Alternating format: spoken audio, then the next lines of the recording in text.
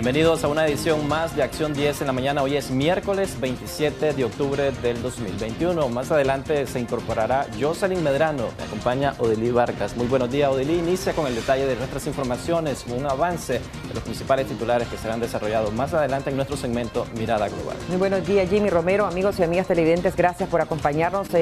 Iniciamos con los titulares, esta vez en Rusia. Esto lo vamos a ampliar más adelante en nuestro segmento, ya que Moscú inicia 11 días de confinamiento, mientras el país entero continúa rompiendo récords diarios en muertes por COVID-19. Otro de los titulares es en Sudán. La Casa Blanca asegura que apoyará transición democrática liderada por civiles luego de reciente golpe de Estado. Esto y más los estaremos ampliando en nuestro segmento Mirada Global más adelante. Mientras tanto, Jimmy, iniciamos. Así es, Odilí Vargas, vamos a iniciar con notas de sucesos. Les informo que un motociclista de 26 años de edad muere tras impactar contra un poste de concreto. Esto sucedió en el kilómetro 19 de la carretera norte. Es Ronald Rodríguez Solís quien nos informa mucho más. Yasser Alexander Rodríguez Centeno, de 26 años, perdió la vida la madrugada de este miércoles al estrellar la moto que conducía contra un poste de tendido eléctrico ubicado en la rotonda del kilómetro 19 de la carretera Panamericana Norte. Según Roger Guzmán, de 35 años, alias Chucky, el ahora fallecido le sustrajo su moto sin consentimiento cuando compraba una sopa instantánea en una gasolinera de Tipitapa. Fui a comprar una Maruchan ahí a la Petondec, dejó la moto afuera. Y la cosa es, cuando yo regreso, yo miro que el individuo se me lleva la moto. Cuando yo miro que se lleva la moto y yo pregunto, ¿y qué pasó con mi moto? A los bomberos. Entonces dicen los bomberos, yo no sé, ahí la agarró. Entonces el muchacho se agarró para acá. Cuando a mí me dicen, allá está un accidente.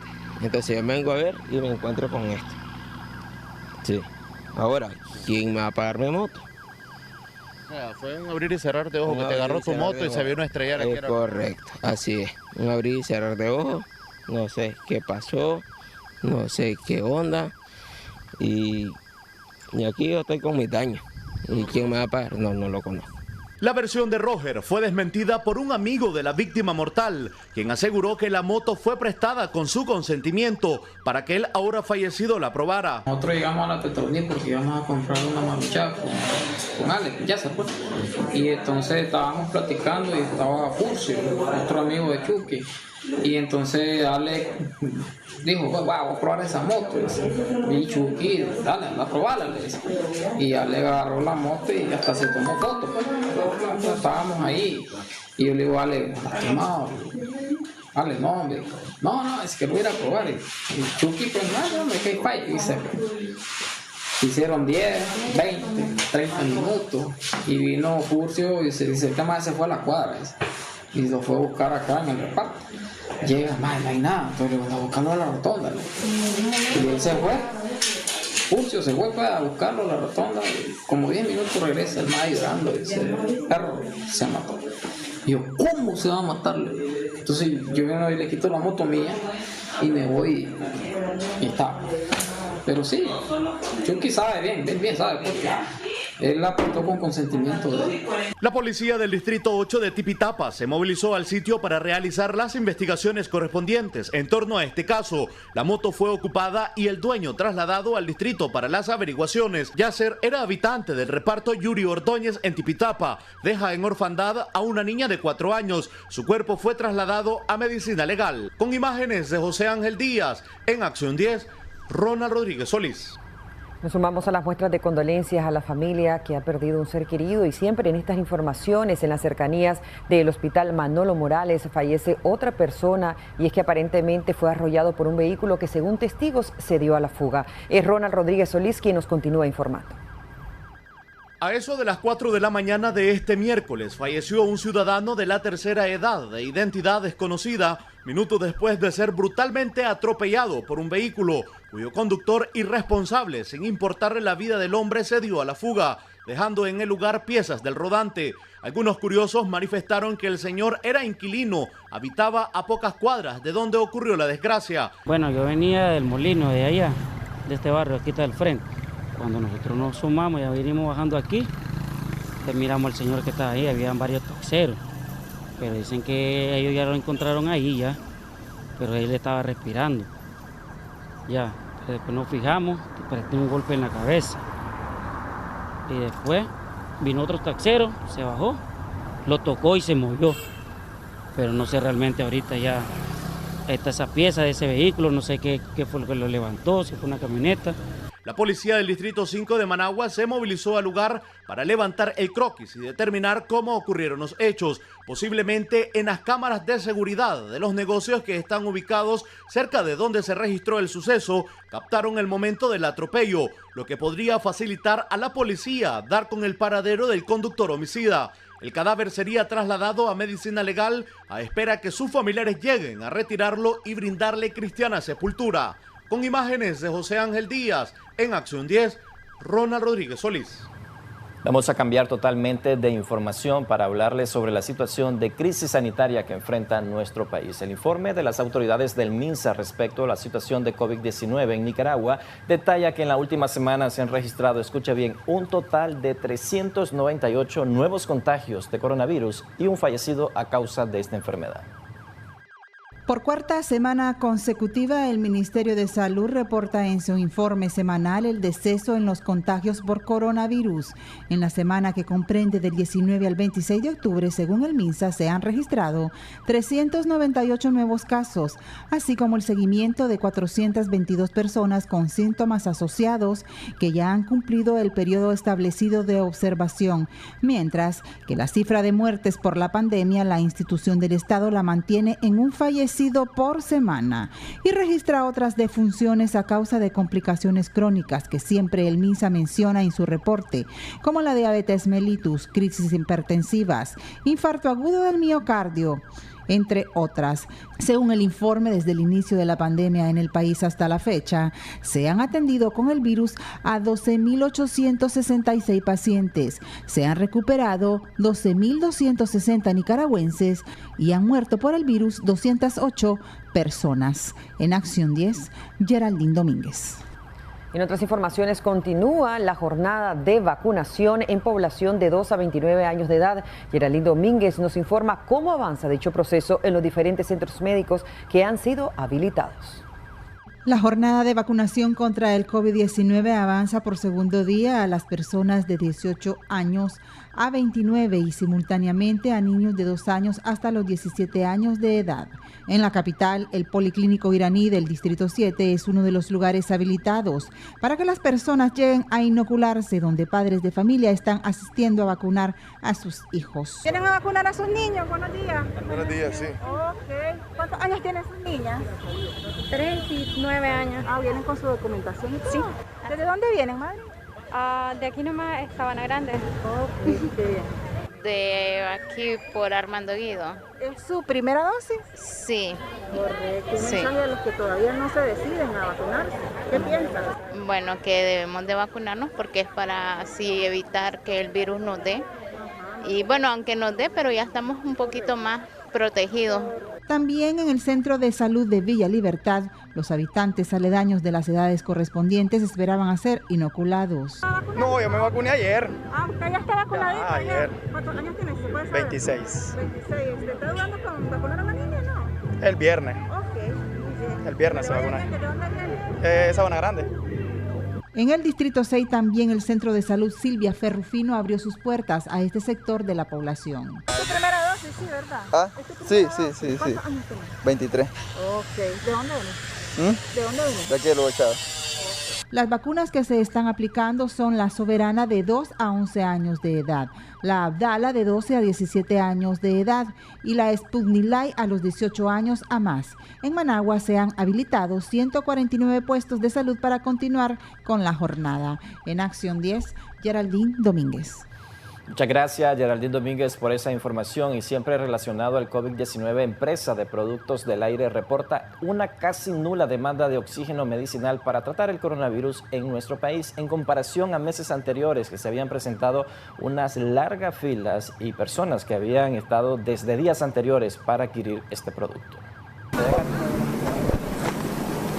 Vacío, así lució la mañana del martes las instalaciones de la empresa Productos del Aire en Managua, luego que en meses anteriores presentaran la mayor escasez y demanda de oxígeno medicinal. Desde mediados de agosto, cuando se dispararon los casos de las nuevas variantes de COVID-19 en Nicaragua, familias de contagiados madrugaban y hacían hasta lo imposible para acceder al producto. El médico independiente Leonel Argüello confirma que ese panorama ha cambiado. Sin embargo, alertó a los nicaragüenses que si se descuidan las medidas de bioseguridad podríamos tener una tercera ola de casos con mayor número de contagios y fallecidos. Hay países que ya tienen 5 olas, nosotros llevamos 2 olas hasta este momento, ¿verdad? Entonces, efectivamente han disminuido los casos, vos ves que hay menos gente demandando oxígeno, casualmente por eso, ¿verdad? Porque los casos han disminuido. El problema aquí es que frente a esta situación, si vos bajás las medidas de prevención, vamos otra vez a regresar al mismo cuento que vivimos el año pasado y que recientemente hemos vivido en estos últimos meses. Quienes también presentan una baja demanda son las farmacias. Esta vendedora indicó que entre un 60% ha sido la caída de fármacos para combatir los síntomas asociados a la pandemia del coronavirus. Entre el 14 al 20 de octubre, el Observatorio Ciudadano reportó una reducción de los casos, es decir, en ese lapso solo hubieron 55 nuevos fallecimientos y 224 contagios. Que venían con receta, que eran todos los antitrombóticos, los antiinflamatorios como por ejemplo antitrombóticos como la Vadiquet, Clexanel, todas las metilprednisolona, y es lo más que estaba agotando y eso ha bajado. Vienen las personas pero ya no como antes, traen receta pero ya ha disminuido bastante. Y ya solo vienen como preventivo. Cifras oficiales del Ministerio de Salud indican que desde el inicio de la pandemia se acumula un total de 16.446 casos y solo 208 muertes, números distantes a las manejadas por el Observatorio Ciudadano COVID-19. Jimmy Romero, Acción 10. Y en otras informaciones, Zonas Francas autorizan y crean condiciones para que trabajadores de entre 18 a 29 años de edad puedan vacunarse contra el COVID-19. Es Jimmy Romero quien nos continúa informando. El sindicalista Miguel Ruiz anunció que las empresas del régimen de zonas francas accedieron a otorgar permiso y crear las condiciones de logística para que 130.000 obreros que emplean acudan al proceso de vacunación implementado por el Ministerio de Salud. Del total de obreros, el 60% está entre las edades de 18 a 29 años, grupo poblacional que ha sido llamado a aplicarse la Sputnik Light. Las empresas están asegurando transporte, movilización y se ha negociado en algunas de ellas unos permisos a cuenta de vacaciones, otros con goce de salario y otros permisos a cuentas personales. Así han estado las negociaciones para promover que los trabajadores puedan ser atendidos y vacunados en cada una de estas unidades de salud.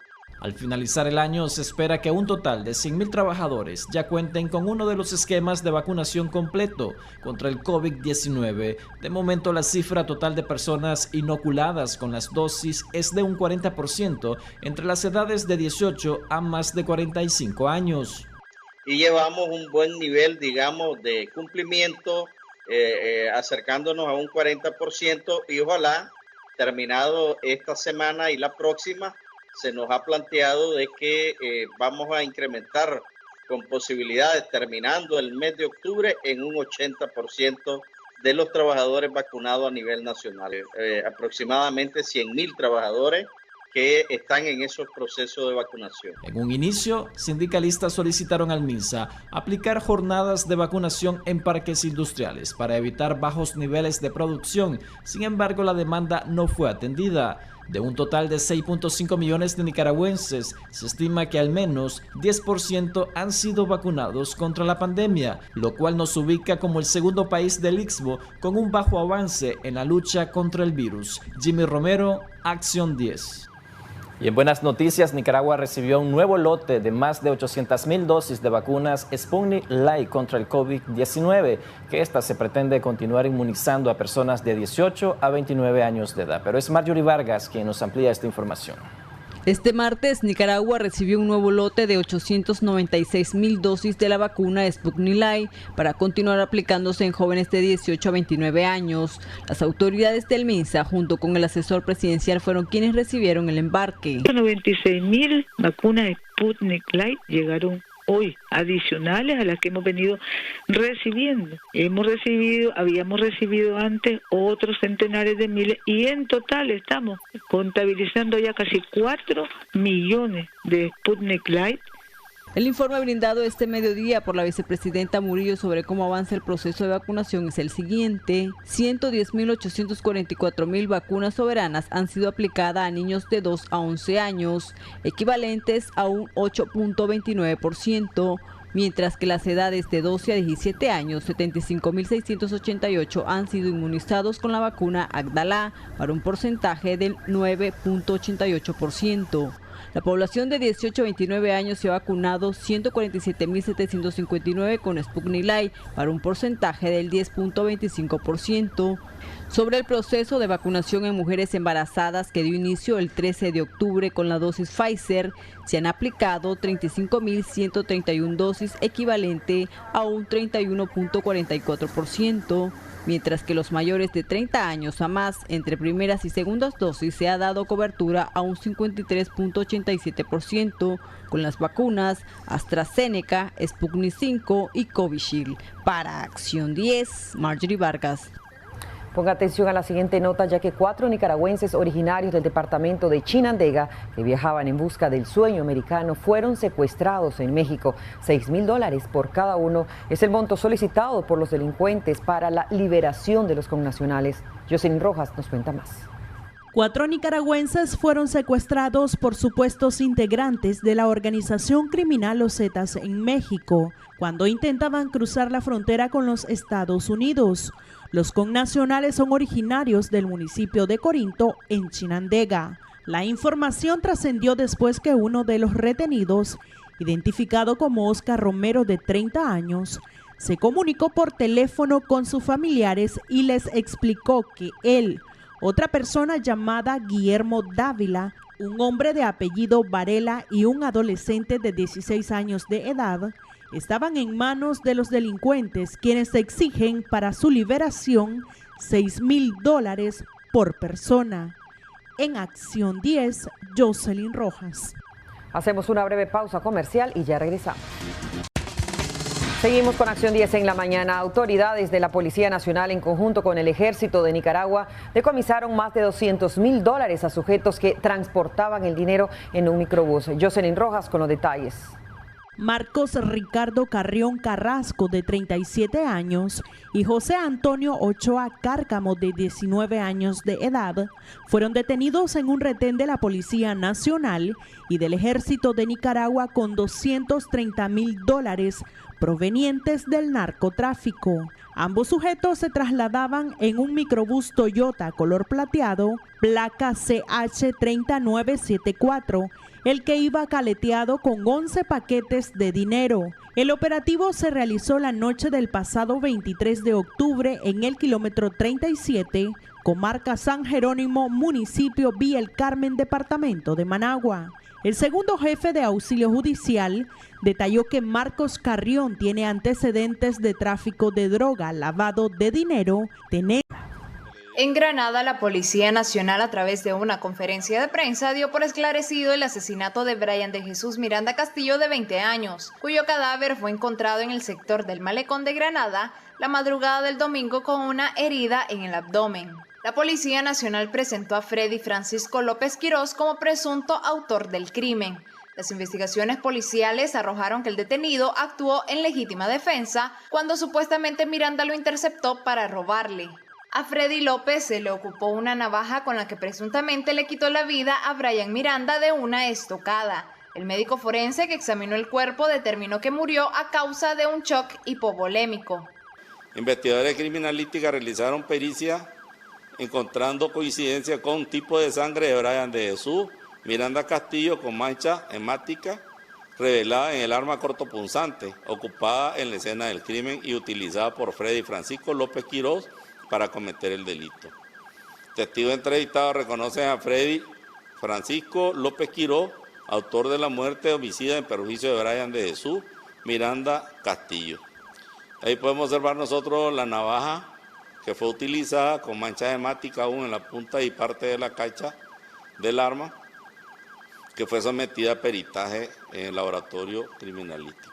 El detenido fue remitido a las autoridades competentes y su caso se ventilará en el complejo judicial de la Gran Sultana, donde será procesado por el delito de homicidio imprudente.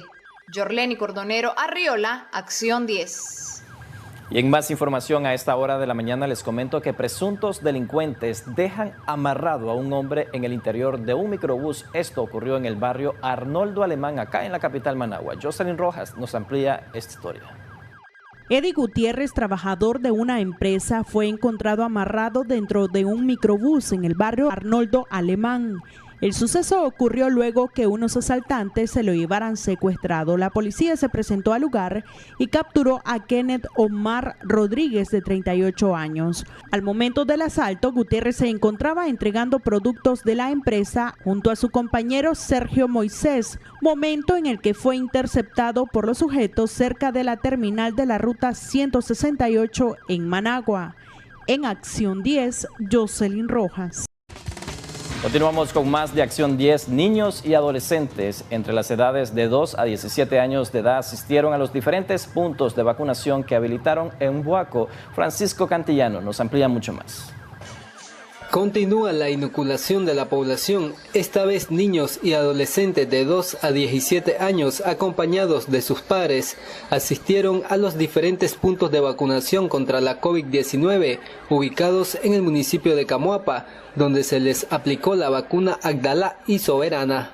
A nivel nacional tenemos un total de 1.087 puestos de salud que están aplicando el día de hoy este mismo tipo de vacunas. Nosotros en Camoapa aplicando vacuna en 5 puestos de salud. En el caso de los niños o menores de 17 años, el requisito fundamental es la cédula del tutor, que es el que nos firma el consentimiento informado. El niño no presenta ningún documento más que si tiene su tarjeta de vacunación común de nosotros, si tiene un boletín escolar, si tienen partida de nacimiento, lo pueden traer para nosotros copiar los datos igual, el nombre, el apellido, iguales a los datos que están registrados allá.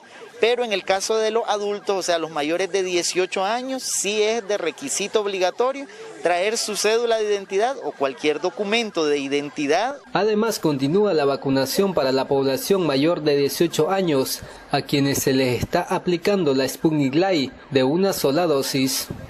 Pretendemos estar atendiendo todos los días de las 8 de la mañana a las 5 de la tarde en espera de los resultados, ¿verdad?, de esta jornada, esperando avanzar lo más rápido posible. Con la implementación de más lugares de vacunación se ha visto mayor orden y menos aglomeraciones. En Boaco, Francisco Cantillano, Acción 10. Vamos a cambiar totalmente de tema. Especialistas en temas meteorológicos pronostican lluvias ligeras en el Pacífico y centro del país, mientras en el Caribe se esperan más precipitaciones. Veamos a continuación el siguiente reporte que nos ha preparado Jocelyn Rojas.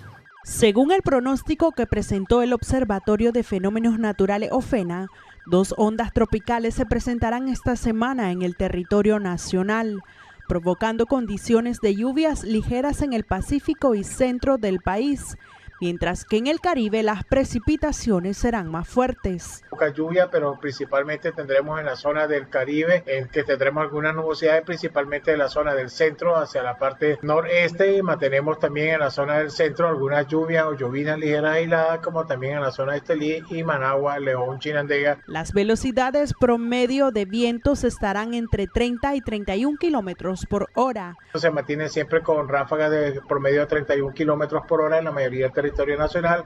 A partir del 15 de noviembre se comenzará a presentar en el país los primeros frentes fríos de la temporada, lo que generará una baja en las temperaturas. Especialistas han indicado que cuando eso ocurra, los nicaragüenses percibirán una considerable disminución en las temperaturas, principalmente en las zonas altas del país y en horas de la noche y madrugada. En Acción 10, Jocelyn Rojas. Diputados de la Asamblea Nacional aprobaron con trámite de urgencia una iniciativa de ley especial de vigencia de cédula que adjunta que los nicaragüenses que tengan dicho documento vencido podrán ejercer su derecho al voto este 7 de noviembre próximo. Es Willy Narváez quien informa. Se va a cerrar la votación. Con 88 votos a favor y 0 en contra se aprobó esta iniciativa de ley en el plenario de la Asamblea Nacional, a 12 días de los comicios generales. La misma entrará en vigencia a partir de su publicación en la Gaceta Diario Oficial. Es una ley de patriotismo, es una ley cívica, es una ley ciudadana que da oportunidad a todas y a todos los ciudadanos nicaragüenses a ejercer su derecho al voto.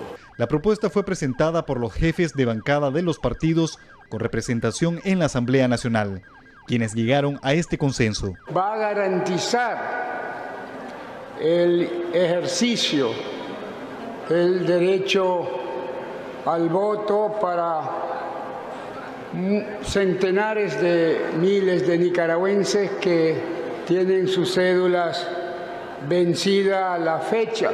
Que solamente viene a beneficiar al pueblo de Nicaragua en general para que el sufragio universal y las elecciones del 7 de noviembre sean realmente libres a como realmente se están efectuando. El Consejo Supremo Electoral ha informado que están habilitados 4.4 millones de nicaragüenses para ejercer su derecho al voto este 7 de noviembre. Esa misma institución reveló esta semana que estos 10 meses del año se han tramitado 777.740 servicios de cedulación.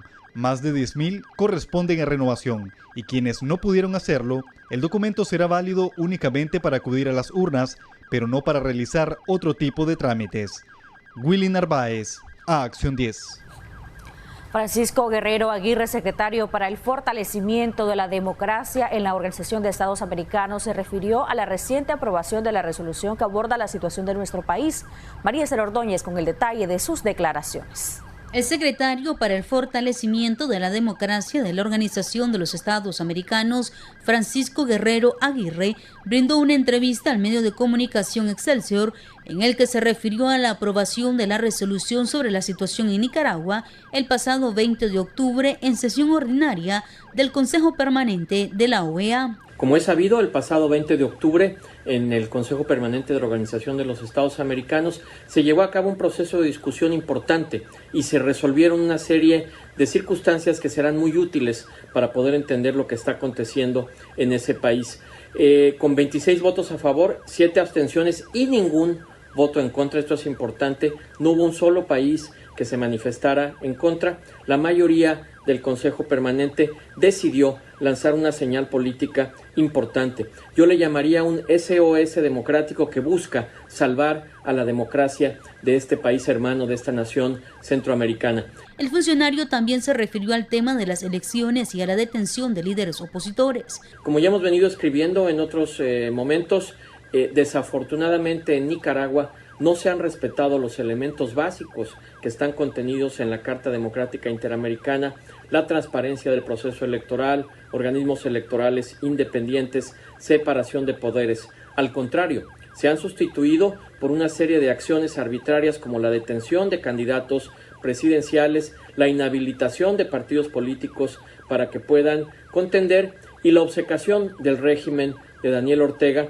por llevar a cabo un proceso electoral en noviembre que a todas luces no cuenta con los elementos centrales para poderla calificar como una elección democrática. Este SOS democrático que está lanzando el Consejo Permanente es acorde con los valores de defensa de la democracia que se defienden no solamente en Nicaragua, sino en todos los países miembros de la OEA. Ojalá sea escuchado, ojalá se tomen medidas, aunque desafortunadamente en el pasado ha habido pronunciamientos y el régimen de Daniel Ortega simplemente ha puesto una actitud de oídos sordos. Según fue anunciado el pasado 20 de octubre en la OEA, el tema de Nicaragua será abordado también durante la Asamblea General del organismo que se realizará entre el 10 y el 13 de noviembre. María Esther Ordóñez, Acción 10. En más información, el presidente de la Cámara de Comercio de Panamá, hablamos de José Ramón Icaza, abordó durante una entrevista la detención de los empresarios nicaragüenses, entre los que destaca la figura del presidente de COSEP, hablamos de Michael Hill. María Esther Ordóñez nos continúa informando. José Ramón Icaza, presidente de la Cámara de Comercio de Panamá, habló este martes durante una entrevista con medios de comunicación de ese país sobre la detención de varios empresarios en Nicaragua, entre ellos Michael Healy, presidente del COSED. Bueno, nosotros como parte del CONEP emitimos un comunicado en días pasados en la cual hacemos un llamado de atención a la situación que se viene dando de detención a distintos líderes empresariales en el hermano país de Nicaragua, y lo que nosotros pedimos obviamente que exista la intervención no solamente por parte de la OEA, sino también de que juntos los distintos líderes empresariales, los distintos gremios, podamos prestar atención a la situación que se viene dando en este país. Se crea una inestabilidad en la región con respecto a este tema en Nicaragua, la detención de muchos empresarios. Bueno, esto no es algo que acaba de suceder en cuanto a la primera detención, ya se viene dando desde hace varios meses la detención de varios empresarios líderes del sector empresarial en el país de Nicaragua, en el hermano país de Nicaragua, y nosotros en cada una de ellas hemos estado obviamente observando la situación y en algunos casos hemos emitido comunicados a través de las cúpulas empresariales, en este caso a través del CONEP. Michael Healy fue arrestado el pasado 21 de octubre tras salir del Ministerio Público. Ese día la Fiscalía explicó que presentó un escrito de solicitud de audiencia especial de garantías constitucionales para pedir la ampliación del periodo de investigación y detención judicial en contra de los dos empresarios, quienes están siendo investigados por la Policía Nacional por el supuesto delito de lavado de dinero y la Ley 1055 de defensa de los derechos del pueblo a la independencia, la soberanía y autodeterminación para la paz. Con información de Ronnie Bustos, María Esther Ordóñez, Acción 10. Abogado defensor de la doctora María Oviedo de la CPDH se refiere al proceso que han tenido que enfrentar a raíz de su detención y agrega que existen vacíos legales en dichas situaciones. José Abraham Sánchez con el detalle de sus declaraciones. El doctor Ever Acevedo Viechica, defensor de la doctora María del Socorro Oviedo, abogada de presos políticos y promotora de derechos humanos, nos explica el esfuerzo titánico que ha hecho para demostrar la ilegalidad del proceso contra Oviedo, quien se encuentra detenida desde el 29 de julio de este año en la ciudad de León, en casa de su progenitora. Al día siguiente le realizaron una famosa audiencia de tutela y de garantías constitucionales en la cual yo como abogado defensor no puedo estar presente. Luego, el 9 de septiembre de este año 2021, a las 5 de la mañana, en una audiencia totalmente clandestina, le fue realizada audiencia preliminar donde le presentaron acusación por el delito de conspiración para cometer menoscabo a la integridad nacional y por propagación de noticias falsas. El 22 de septiembre yo ya tuve la oportunidad de estar en la audiencia inicial donde el Ministerio Público presentó su intercambio de información y pruebas, con lo cual van a basar sus argumentos en juicio oral y público para acusar y condenar a la doctora Oviedo. Las únicas dos supuestas pruebas contra Oviedo son dos entrevistas a plataformas digitales respecto al plazo de 90 días para los que cometen delitos contra la seguridad del país. Principalmente una entrevista que ella dio a finales del mes de julio a la periodista del diario Esta Semana, Cindy Regidor, donde ella hacía un análisis de lo que se conocen como las leyes represivas. En este caso, la doctora Oviedo hizo un análisis sobre la ley de los 90 días, hizo un análisis sobre la ley de ciberdelito, donde ella decía que en el estado actual del país, eran unas leyes que podían ser utilizadas para detener a personas que no son afines al gobierno, cosa pues que no está alejado de la realidad. Lo dicho por la doctora María Oviedo, sabemos que en los últimos meses han sido detenidas 39 personas y siguen deteniendo. En este caso pues la acusación en contra de la doctora Oviedo es simplemente por haber dado su opinión como jurista, su opinión profesional, y no está cometiendo ningún menoscabo a la integridad nacional. La doctora Oviedo es la segunda vez que es detenida. Ahora va a cumplir ya casi 3 meses de estar tras las rejas. Con cámara de Erasmo Hernández, José Abraham Sánchez, Acción 10. En más información, gobierno de Nicaragua anuncia que los más de 170,000 empleados del sector público recibirán el pago del tercer mes este próximo 17 de noviembre. La ampliación de esta noticia con Marjorie Vargas. Al menos unos 170,000 trabajadores del Estado recibirán el pago de su 13º mes a partir del próximo 17 de noviembre, según lo dio a conocer en su alocución de este martes la vicepresidenta Rosario Murillo. Miércoles 17 el MINSA, jueves 18 el MINED y viernes 19 todas las otras instituciones.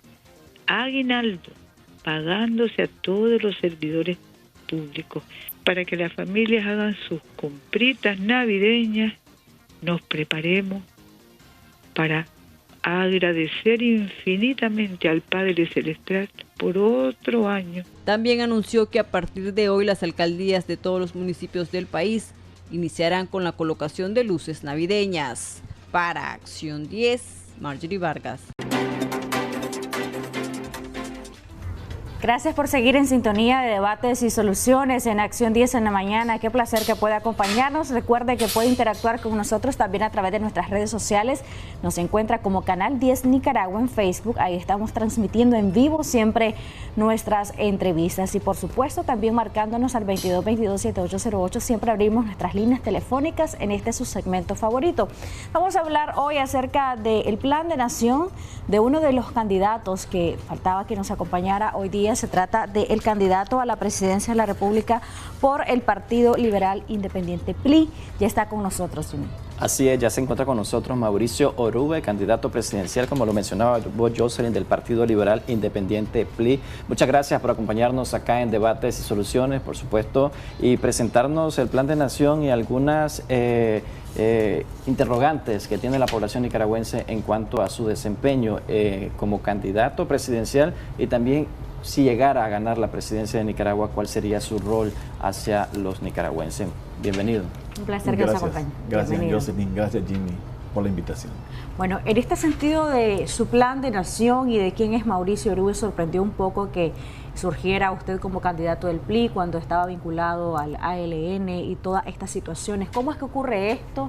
¿Cómo es que aparece ahora como candidato del PLI y cuál es su visión de este proceso electoral? Muy bien. Yo corrí en las elecciones del 2016 con ALN en una alianza electoral. Sabemos que las alianzas electorales finalizan cuando se cierra el proceso electoral en sí. Quise integrarme de manera plena a ALN, pero no había interés en el partido de poder estar con ellos de manera plena, y en ese escenario pues quedé en libertad de poder votar y tomar mis decisiones como parlamentario de manera independiente, aunque según la ley me mantenía dentro de ALN porque eso es lo correcto, pero sin tener un vínculo directo con el partido, lo que me permitió sentir libertad de poder aceptar con el PLI esta candidatura. ¿Cómo considera que ha sido su rol en la Asamblea Nacional y qué espera de este proceso electoral? ¿Cómo lo valora hasta el momento? Si tuviera que caracterizarlo, ¿cómo lo haría? El proceso electoral, nosotros estamos claros que no es igual a los procesos que hemos tenido y de alguna manera no es el deseado por todos. Sin embargo, por todas las limitaciones que tenemos, por el problema de la pandemia y por el contexto sociopolítico que vivimos, estamos claros que hay retos profundos que poder vencer. No obstante, yo me mantengo con optimismo y le digo a Nicaragua que debe ser optimista en ese sentido para que podamos lograr salir de la crisis que tenemos. Yo estoy convencido que no existe otra salida que no sea la vía electoral. ¿Cuál ha sido el rol de Mauricio Orube dentro de la Asamblea Nacional como diputado del PLI y alianza que iba con el ALN? ¿Qué pasó con el tema de las leyes que recientemente se aprobaron? ¿Votó a favor o en contra? Con relación a las leyes, el PLI, y en este caso su servidor, no votamos a favor. Particularmente, estoy de acuerdo con la ley de agentes extranjeros y con la ley de ciberdelitos. Con las otras leyes no.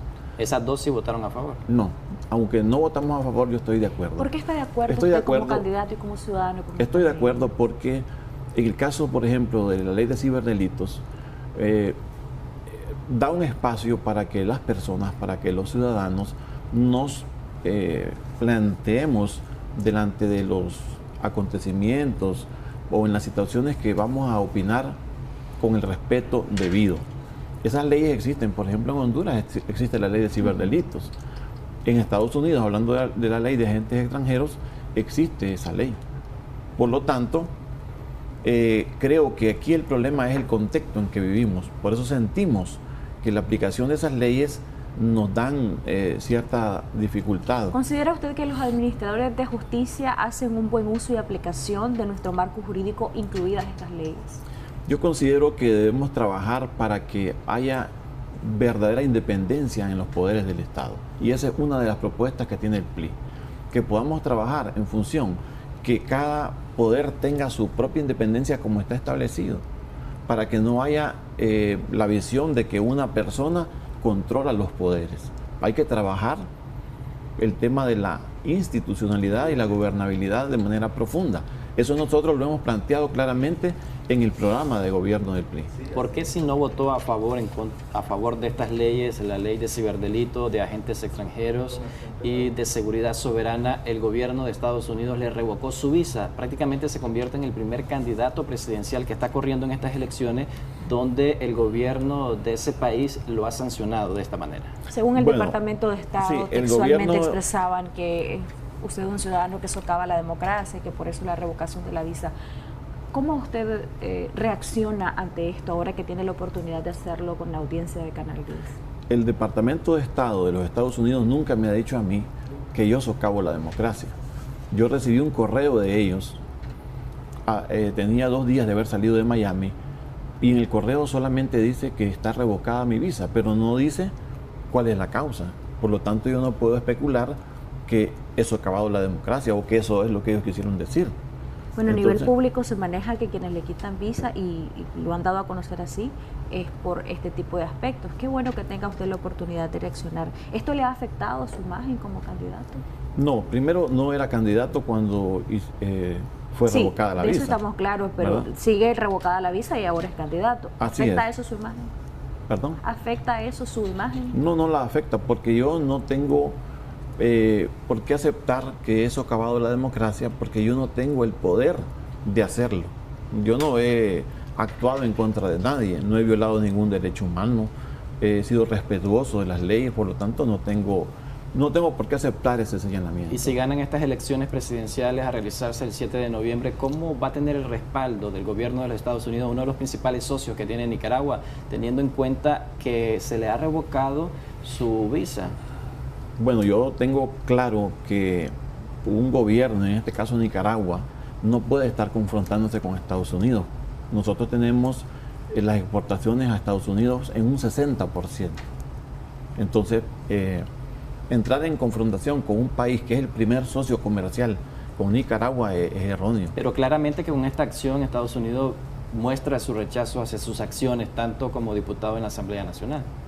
Pero eso se va a revertir cuando gane las elecciones, porque Estados Unidos va a estar interesado. ¿Qué seguridad hay que se revoque esa decisión del gobierno de Estados Unidos? No, yo no puedo opinar por ellos. Ellos van a determinar en su momento qué es lo que va a hacer. ¿Estaría trabajando usted por ganar la confianza de este socio comercial que es Estados Unidos? Es que Estados Unidos va a ver que Nicaragua se va a desbordar a votar en la casilla 13 del PLI y va a reconocer el nuevo gobierno que nosotros vamos a ¿Usted considera que eso va a ocurrir a pesar de la resolución de la Organización de Estados Americanos, a pesar de las críticas que existen al proceso electoral?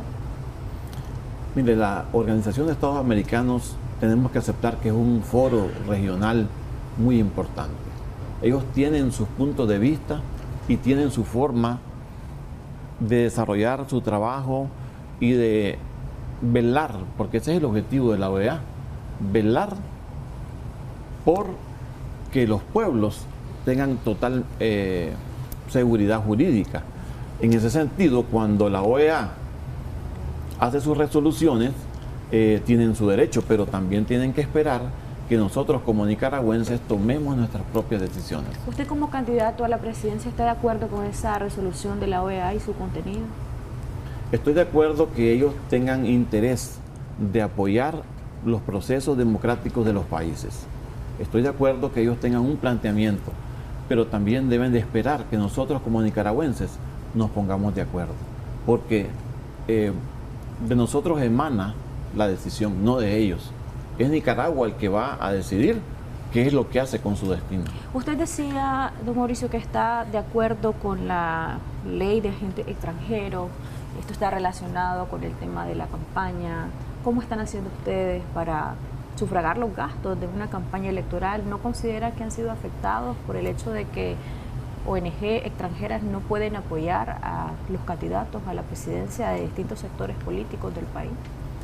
Nosotros nunca hemos recibido apoyo extranjero económico, por lo tanto no tenemos no nos ha afectado. Lógicamente deseamos el apoyo de algunas instituciones que están decididas a apoyarnos, pero si ese dinero no viene, nosotros tenemos personas que nos apoyan dentro del territorio nacional y que van a estar siempre al lado nuestro para respaldar nuestro ¿En qué trabajo. se ha basado esa campaña? Porque hay muchas personas que nos están comentando a través de las redes sociales que prácticamente dicen desconocerlo como candidato presidencial.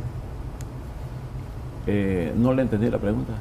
¿En qué se está basando su campaña electoral? Porque mucha gente nos está comentando acá en redes sociales que prácticamente lo desconocen como un candidato presidencial. Prácticamente dicen que no es una figura que llame la atención o una figura pública en los últimos años. Bueno, esa es una opinión, pero nosotros estamos haciendo el trabajo como está planteado, a través de las redes, a través de reuniones. El trabajo está haciéndose. ¿Qué intención de votos esperan obtener en este proceso electoral? Más allá del 50% de los votos. ¿Por qué consideran que pueden llegar a ese resultado? Porque Nicaragua necesita un cambio y nosotros planteamos ese cambio. Hablemos de ese cambio. ¿Cuáles son sus ejes principales como plan de nación para los nicaragüenses? ¿Qué ofrece el candidato del PLI al pueblo de Nicaragua, indistintamente del sector político, social o económico al que pertenezcan?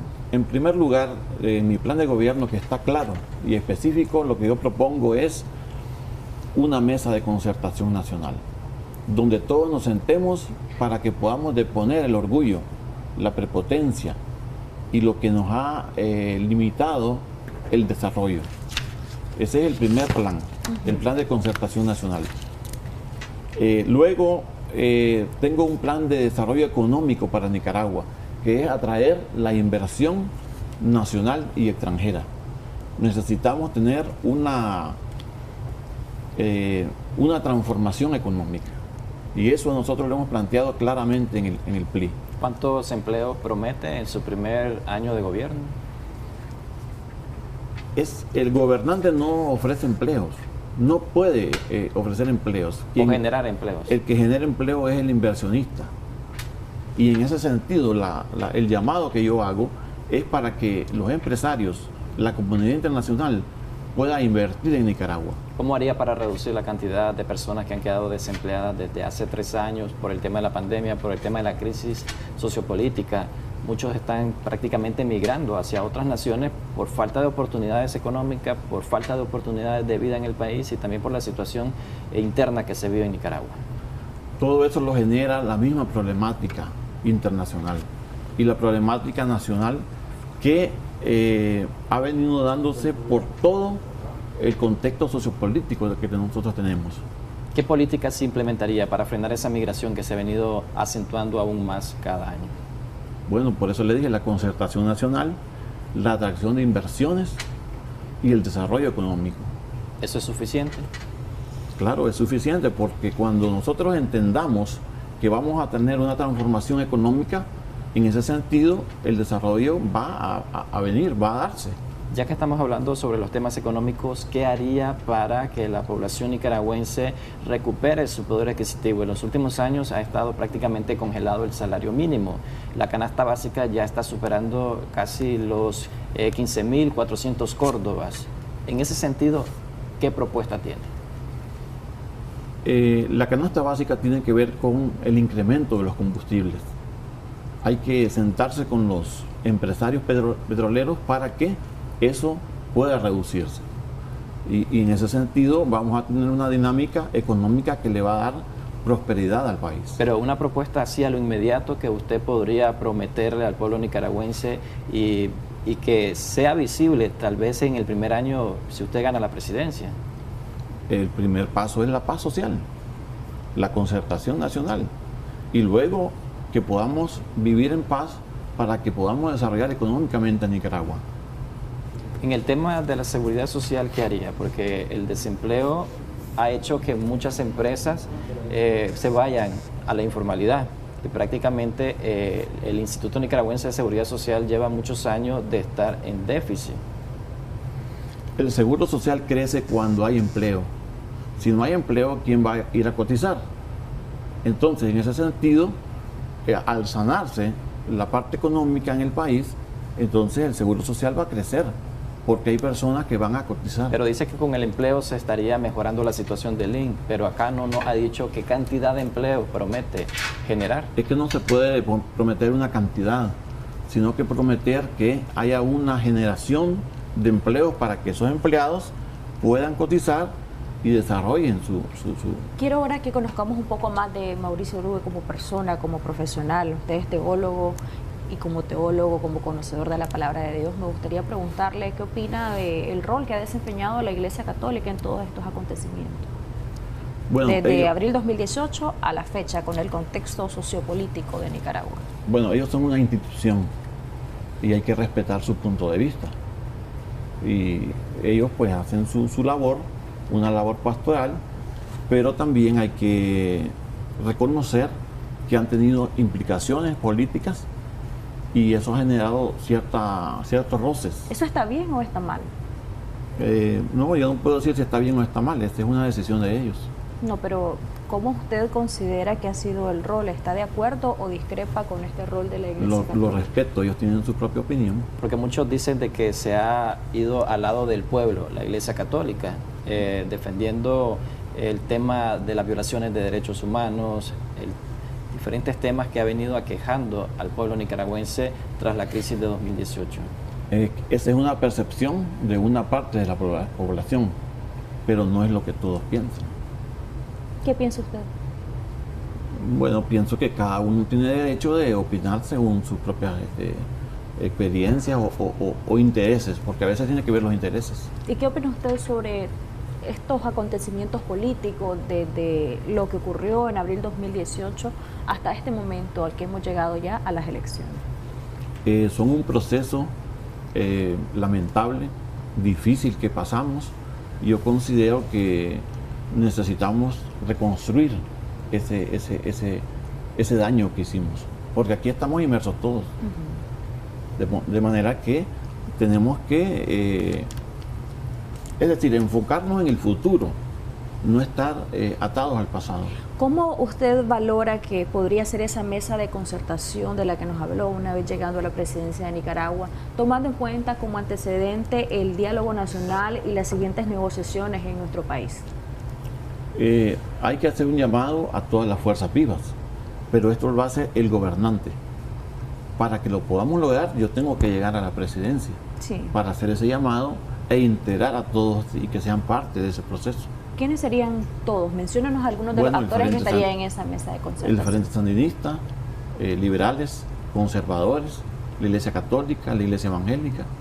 Es decir, ahí tienen que estar todas las fuerzas vivas. Vamos a abrir nuestras líneas telefónicas 2222-7808 para que puedan opinar nuestros amigos televidentes, pero también como experto en Derecho, porque entiendo también estudió Derecho y es psicólogo clínico con especialista en la parte de criminalística, que eso es bien interesante de igual manera. Entonces, como experto en Derecho, me gustaría que nos hablara de cómo usted valora el rol de la Comisión de la Verdad, Justicia y Paz creada en la Asamblea Nacional. ¿Cómo usted lo valora y qué haría en el tema de justicia en su eje uno de sus ejes de gobierno? Bueno, ya le dije que lo que tenemos que hacer es respetar la separación de poderes. Y en ese caso, el Poder Judicial debe fortalecer su rol para que cada uno tenga el desempeño para lo que ha sido nombrado. ¿Y qué haría con las madres que piden justicia por los asesinatos que hubieron en abril de 2018, donde según los organismos internacionales se contabilizan más de 320 personas asesinadas? La mayoría eran jóvenes. Bueno, eso es parte de la problemática que tenemos y eso se va a sanar en una mesa de concertación. Pero ¿qué propuesta clara le podría plantear a esas madres de abril que exigen justicia? Bueno, que nos dispongamos a trabajar por Nicaragua, porque tenemos que reconocer que hay un dolor en ellas, pero que no podemos quedarnos atrasados en la venganza, en el odio. ¿Y con los implicados qué pasaría? Bueno, el sistema va a decidir. Para eso hay un poder judicial, hay un poder... ¿Confía actualmente en el poder judicial? Bueno, tenemos que transformarlo. ¿Y qué opina usted de la ley de amnistía que se aprobó luego de los acontecimientos de abril? ¿Estaría aprobando otra amnistía? Bueno, eso se va a ver en su momento. ¿No tiene claro todavía cuál sería el escenario de justicia entonces de cara a su plan de gobierno? Es lo que digo, vamos solamente a que se va a ver en su momento. En su momento, yo no soy poder judicial, tengo que esperar. Sí, pero como presidente, recordemos que como presidente y en el poder ejecutivo usted tiene iniciativa de ley, puede enviar decretos, puede enviar iniciativas de ley con carácter de urgencia o no a la Asamblea Nacional, entonces sí tiene una incidencia directa según nuestra legislación y la forma en que funciona Nicaragua. Voy a tener mi parte, pero no solo yo. Por supuesto, entonces yo le pregunto por su parte, ¿qué haría Mauricio Orugue como presidente en esos temas? Bueno, vamos a respaldar todo lo que beneficia a Nicaragua de cara a que eso se pueda eliminar, se pueda cambiar, se pueda transformar. Bueno, vamos a recibir una llamada y después me contesta qué opina sobre el rol de la Comisión de la Verdad, Justicia y Paz creada por la Asamblea Nacional. Buenos días, gracias por llamarnos, escuchamos. Aló, muy buenos días. Buenos días, ¿cuál es su opinión? Bienvenido, o su comentario o pregunta. Claro, sí, un pequeño comentario. Con todo respeto, ¿verdad?, a la audiencia de este señor, ¿verdad?, él bien sabe, como lo saben todos los precandidatos, los candidatos, perdón, que ya están en esta contienda, están bien claros ellos de que no van a ganar. Nacionalmente, internacionalmente, todo el mundo sabe, la iglesia, todo el mundo sabe que esto es una farsa electoral. Nadie cree en esto. Mi pregunta más bien sería que a este señor no, ¿qué va a hacer si gana? Porque está consciente, él está consciente que no va a ganar. Entonces, la pregunta del millón sería si él está dispuesto a rechazar la diputación, porque el pueblo lo que dice de todos estos señores es que están por un puesto, por garantizarse 5 años. La calle está dura y garantizarse 5 años de ingreso, pues no le cae mal a nadie. Que demuestre él y que diga, pero que conteste no como un político, que esto que voy a ganar no. Que si él no gana, como realmente va a ser que no va a ganar, ¿qué va a hacer él con respecto a si se rechaza ese puesto que va a ocupar como diputado o no lo rechaza? ¿Para qué? Para que se desenmascaren ante el pueblo realmente. Muchas gracias, buen día. Gracias. Muchas gracias. ¿Estaría dispuesto a abandonar ese salario de $3,000 que ganan los diputados en la Asamblea Nacional si en dado caso de no ganar la presidencia y obtiene ese cargo? Es que no se trata de dejar de percibir un salario solo por pensar en salario. Se trata que eso no va a resolver los problemas, el que alguien no tome su salario o lo tome. Lo que aquí hay que pensar es en una transformación global, general, de Nicaragua, ante su sufrimiento, ante tanta pobreza, tanta escasez. Entonces, el planteamiento mío es que nos juntemos y voten por mí para la presidencia y poder transformar, porque esta es la oportunidad que tiene Nicaragua de hacer un cambio. Actualmente, usted como diputado en la Asamblea Nacional considera que su rol dentro de ese órgano político ha tenido incidencia para beneficio de la población nicaragüense, porque recordemos que ahí existe una aplanadora sandinista.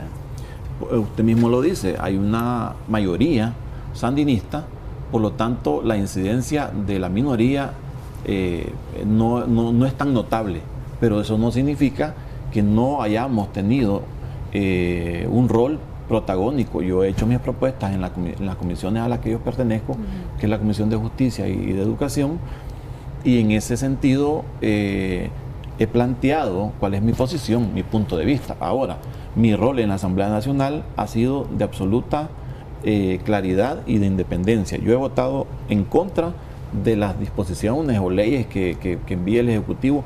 He votado a favor y me he abstenido. De que no ganar la presidencia lo veríamos nuevamente 5 años más en la Asamblea Nacional. No tengo compromisos con ningún partido, ni siquiera con el gobierno. De no ganar la presidencia, entonces lo veríamos 5 años más en la Asamblea Nacional gozando de un salario de $3,000. Bueno, si yo no gano la presidencia, cosa que no va a suceder, entonces sí quedo en segundo lugar, estaría como diputado. Si no quedo en segundo lugar, pues no estaría. Entonces, pero mi posición, ¿sí aceptaría la diputación? Mi posición es ganar las elecciones. No es que yo acepte la diputación. La diputación está ahí y es por ley que el que quede en segundo lugar la asume.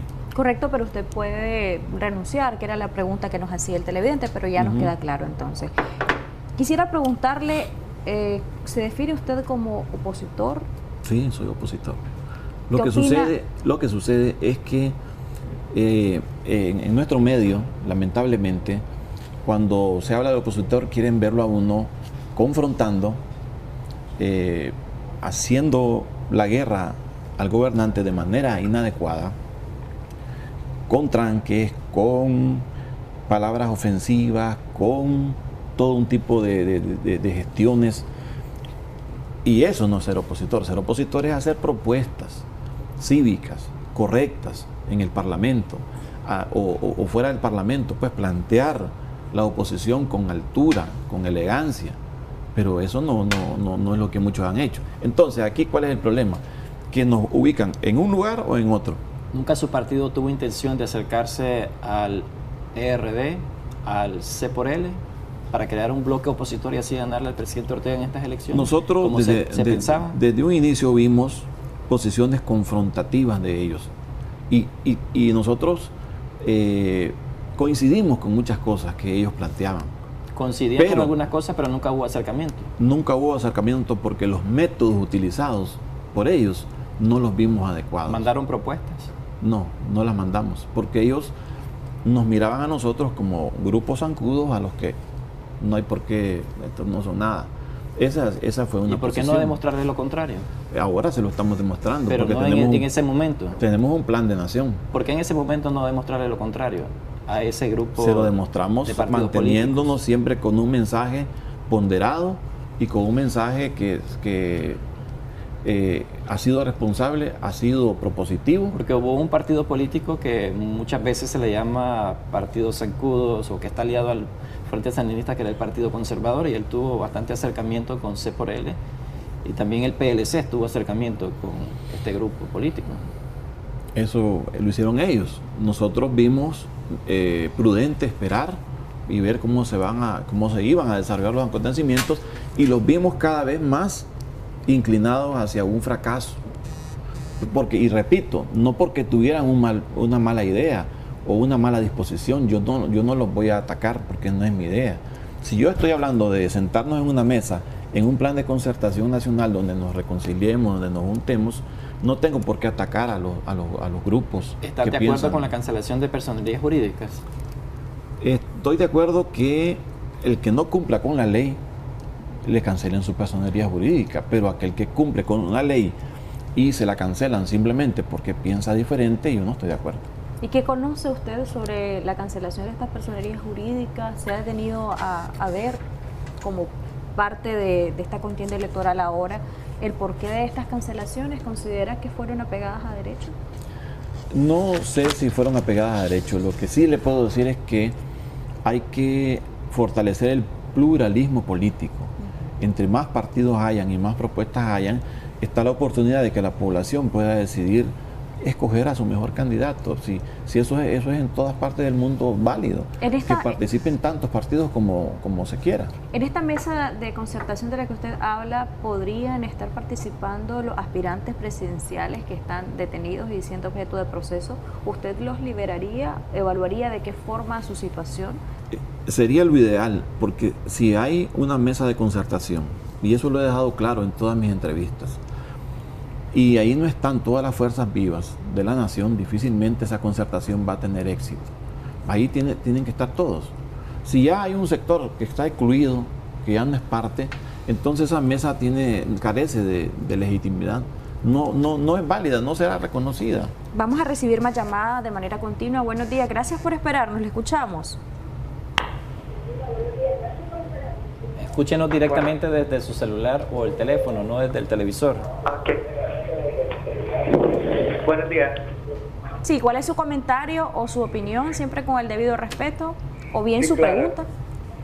Es muy importante este tipo de espacio, ¿verdad? Porque uno está consciente, ¿verdad?, de que es una farsa, pero sí es importante conocer lo que opinan los aspirantes a la presidencia, pero definitivamente este señor no me inspira ningún tipo de confianza, ya que no está respondiendo a ninguna pregunta, las evade, sus comentarios son escuetos, muy efímeros, no me dan una respuesta concreta. Por ejemplo, es muy importante lo de la seguridad social, lo de la fuente de empleos, no me está diciendo ninguna cifra, no mira ningún tema de su campaña, de su plan de gobierno, lo siento muy temerario, no lo veo muy fuerte a la hora de responder y la verdad es que no me inspira ningún tipo de confianza. Siento que llega ahí a hacer acto de presencia como tipo de secundaria o de universidad, de que no sabe la exposición que va a dar.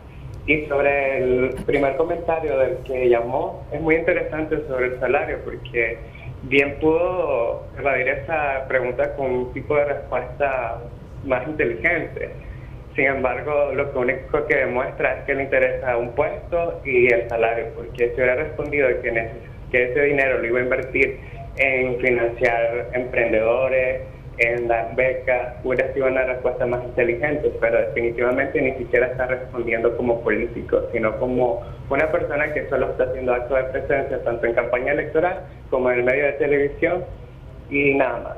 Muchas gracias. Gracias a usted por su comentario. ¿Cómo usted responde? De hecho, en algunos de los comentarios que están haciendo en nuestra transmisión nos dicen justamente eso, que habla de manera muy general, según el juicio de nuestros televidentes, y que de nuevo puede decir distinto a los otros candidatos que también han venido acá a este programa, que escuchan como que mucha similitud en el discurso según los comentarios. Prácticamente que se mete a política sin hacer Lo que sucede es que hay tantos problemas que la ciudadanía, pues, y tiene razón, quisiera la respuesta de todo, pero aquí no se va a poder resolver de una vez. No es asunto de que andamos una vara mágica y que yo llego al gobierno y ya resolví todo en los primeros 3 meses. Eso es totalmente fuera de lugar. Esto está tan complicado y nos acumulamos tantos problemas en este país que necesitamos periodos para ir resolviendo. El primer asunto es la concertación nacional, porque nadie va a venir a invertir a Nicaragua, porque el segundo asunto importante es la economía. Pero hay que reconocer que para que nosotros salgamos de la situación económica difícil que tenemos, Vamos a recibir otra llamada y ya continuamos con la explicación que usted está dando en materia de esa situación difícil que considera usted tenemos. Buenos días, le escuchamos. Buenos días. Yo quisiera hacerle una pregunta a este señor, que si él está dispuesto a subsanar todos los problemas de Nicaragua, con ayuda de todo el pueblo, podemos seguir adelante. Esa es la pregunta que le quiero hacer a este señor. Muchas gracias por su comunicación. ¿Qué propuesta clara le puede presentar al pueblo que nos está viendo en estos momentos? Para el ciudadano que habló antes y para el que habló ahora, quiero resumir entonces, si es que no entendieron, porque alguien dijo ahí que las respuestas no le satisfacen. Se lo voy a resumir. Lo primero que voy a hacer es llamar a una mesa de concertación. ¿Quiénes van a estar en esa mesa?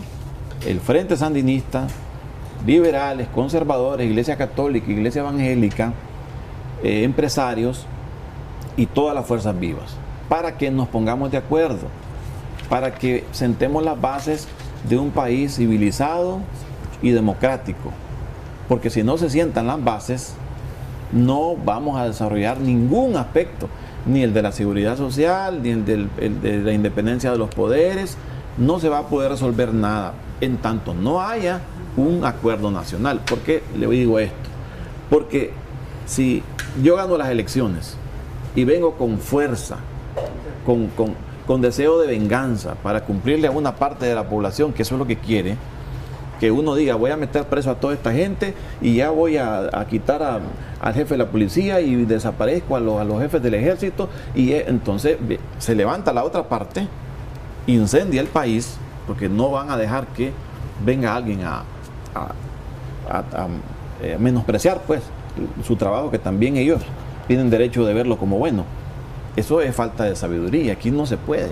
Y eso es lo que necesitamos plantear, una mesa de concertación, para que una vez sandinistas, liberales, conservadores, Iglesia Católica, Evangélica, empresarios, nos hayamos puesto de acuerdo, entonces la misma comunidad internacional va a reconocer que nos pusimos de acuerdo por fin, y va a haber entonces la oportunidad que podamos ofrecer al inversionista que venga a invertir, porque nadie va a invertir su dinero en un país que está en guerra. ¿Cómo trabajaría usted en su presidencia con instituciones tan importantes que están directamente relacionadas con el Ejecutivo, como la Policía y el Ejército, ya que usted los mencionó?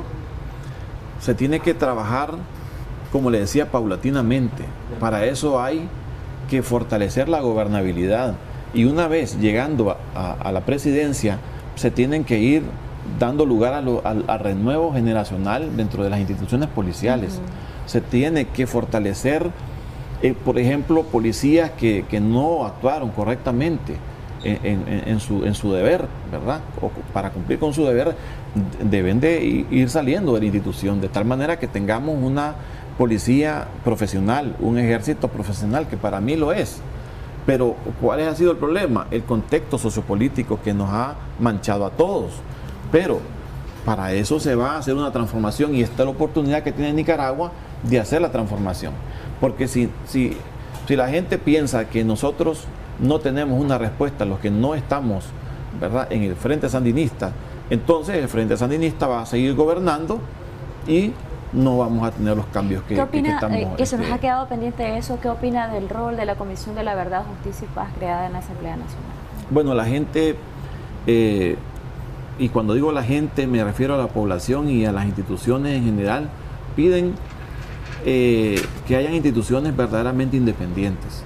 Se señaló que esa comisión no era totalmente independiente y un sector no le dio crédito, otro sector sí. Entonces, en ese caso, el rol de la comisión no tiene el impacto que se desea. Usted, según lo que entiendo y he leído en algunas entrevistas que ha dado a otros medios, es bastante amigo de don Cairo Amador, que estaba en esta comisión. ¿No ha externado usted en esas pláticas que ha dicho en otros medios que ha tenido con él, pláticas que conciernen a la situación del país, no han intercambiado criterios en cuanto al rol de esta comisión? Ahora él está como parte de los magistrados del Consejo Supremo Electoral. No, nunca hemos conversado sobre ese tema. Y sobre su amistad o su cercanía con don Cairo, ¿cómo ve ahora el rol de él dentro del Consejo Supremo Electoral? Él, para mí, es un profesional de calidad.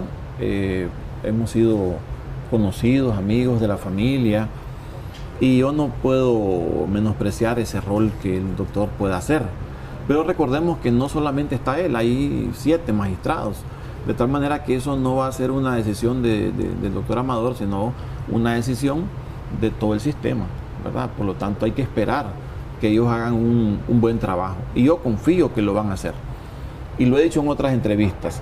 En el año 90, el Consejo Supremo Electoral estaba presidido por un sandinista, el doctor Mariano Feay Hoyanguren, y reconocieron la derrota en 1990. El presidente Ortega aceptó que había perdido esas elecciones. Por lo tanto, yo no veo ningún problema que hoy el Consejo Supremo Electoral, presidido por magistrados que tengan afinidad con el gobierno, se vayan a limitar a reconocer ese triunfo. Pero usted hace unos minutos habló de la independencia de poderes, y ahora dice que no ve problemas si un magistrado o si la mayoría de magistrados pertenecen al Frente Sandinista y están ahí en el Consejo Supremo Electoral. Aclárenos un poco ese aspecto. Cuando habla de independencia de poderes, no necesariamente es que los poderes van a ser ocupados por personas apolíticas o más bien apartidarias, porque apolítico es difícil que exista alguien, ¿verdad? Pero más bien apartidarias. Lo ideal es que en cualquier parte del mundo el Consejo Supremo Electoral o Tribunal Electoral, como se llame, tenga y esté compuesto por diferentes personalidades de la vida nacional, ¿verdad? Independientemente, a lo mejor ni tengan que ser políticos, porque pueden ser profesionales con absoluta independencia. Pero en el caso de Nicaragua, el consejo que tenemos es el consejo que está obligado por ley a reconocer el triunfo de quien gane. Y si la población se decide a votar y lo va a hacer por el PLI y por Mauricio Orué, este Consejo Supremo Electoral no tendrá otra salida que reconocer el triunfo. Eso ya sucedió en el 90. ¿Tienen ustedes los fiscales para supervisar? Sí, tenemos los fiscales. En las más de 13.000 más del 85% de fiscales a mediados de octubre. ¿Y qué opina de que no haya la figura de observación electoral internacional y en lugar de exista la figura del acompañamiento y sea la Procuraduría para la Defensa de los Derechos Humanos? Yo prefiero y estoy de acuerdo en que siempre hayan observadores, porque cuando tenés un proceso totalmente claro, limpio, no tenés por qué no aceptarlo, pero el Consejo es el que decide, es el rector de las elecciones. Yo sé que esa parte ellos decidieron no invitar. ¿Está o no de acuerdo con esa decisión? No estoy de acuerdo, pero tengo que sujetarme a lo que ellos decidieron.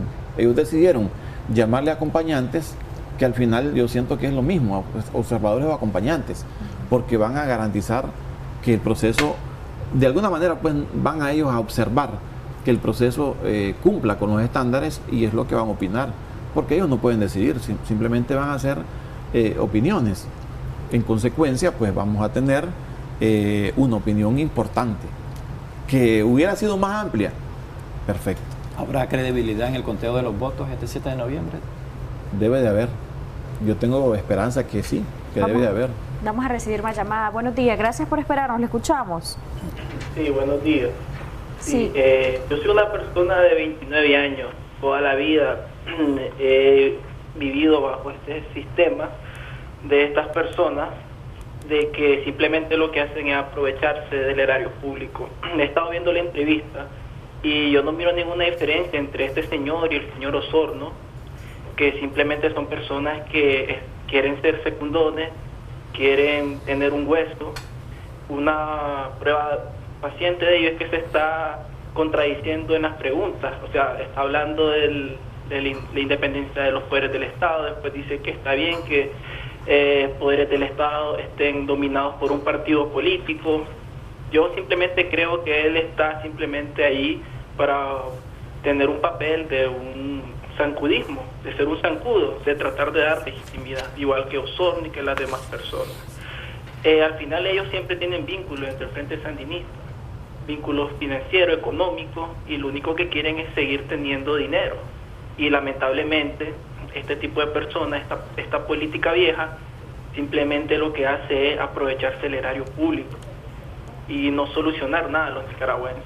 Yo creo que tiene razón la persona que llamó anteriormente, que él simplemente está evadiendo, es una persona que está ahí sin saber por qué está ahí. Ni siquiera creo que debe saber por qué cree lo que cree. Simplemente está ahí porque quiere mantener un nivel de vida sobreviviendo el erario público. Muchas gracias. Gracias a usted por su opinión. ¿Cómo responde, don Mauricio? Zancudo es el que recibe de un gobierno por hacerle el juego, por seguir sus pretensiones.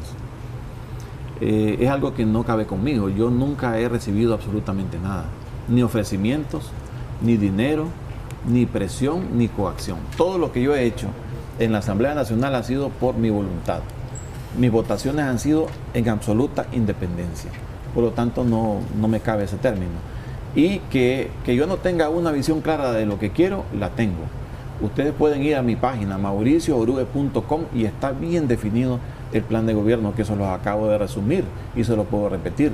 Voy a buscar paz social a través de una concertación, voy a trabajar el que haya una economía sana y que realmente sea competitiva y que le genere empleo a la gente, donde baje el combustible y genere también la accesibilidad a la canasta básica.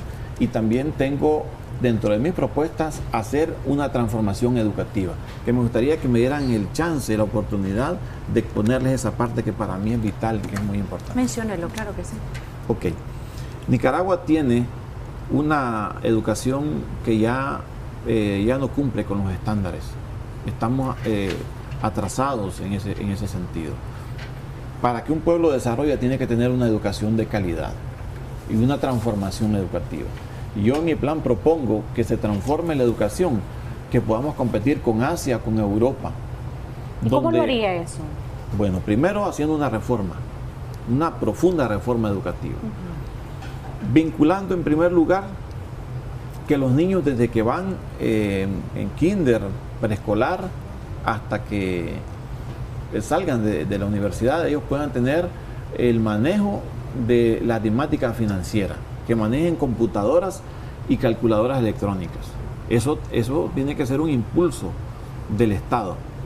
En ese caso hay que aumentar el PIB de educación del 2.5%, que nunca ha pasado en Nicaragua, ni en este gobierno, ni en los anteriores. Del 2.5% por lo menos a un 7%. Se estaría prácticamente comparando a Costa Rica, que ese es el porcentaje que destina para su sistema de educación. Uruguay tiene creo que el 9%. Es decir, ahora no son las cantidades de dinero tampoco las que hacen que la calidad educativa desarrolle, porque eso sería verlo desde el punto de vista cuantitativo. Y ese programa de educación, cualitativamente, ¿qué incurriría ese programa de educación? ¿La educación sería gratuita o se estaría privatizando de alguna manera? Siempre mixta, porque no podemos coartar que hayan colegios privados que tengan sus aranceles. La población va a decidir si quiere pagar, pero que el Estado proporcione escuelas y colegios que sean parecidos a los privados, donde tengamos buen mobiliario. Y una cosa muy importante, que los maestros ganen de manera digna, porque tenemos, y eso no es solo en Nicaragua, en América Latina los maestros ganan menos que cualquier empleado público.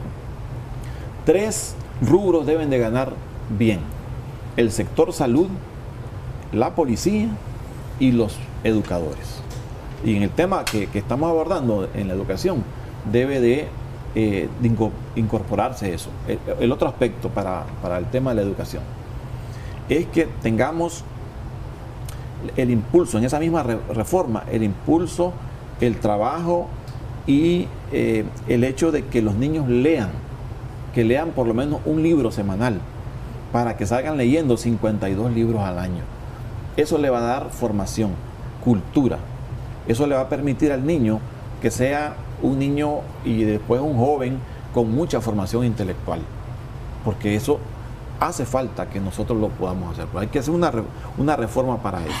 En tercer lugar, que se incremente el tema del civismo, que se ha perdido. Cuando los jóvenes tienen un civismo bien arraigado, porque se le ha inculcado en la escuela, es capaz de reconocer el derecho ajeno, el respeto a la vida, el respeto a la naturaleza, no botar basura en cualquier lugar.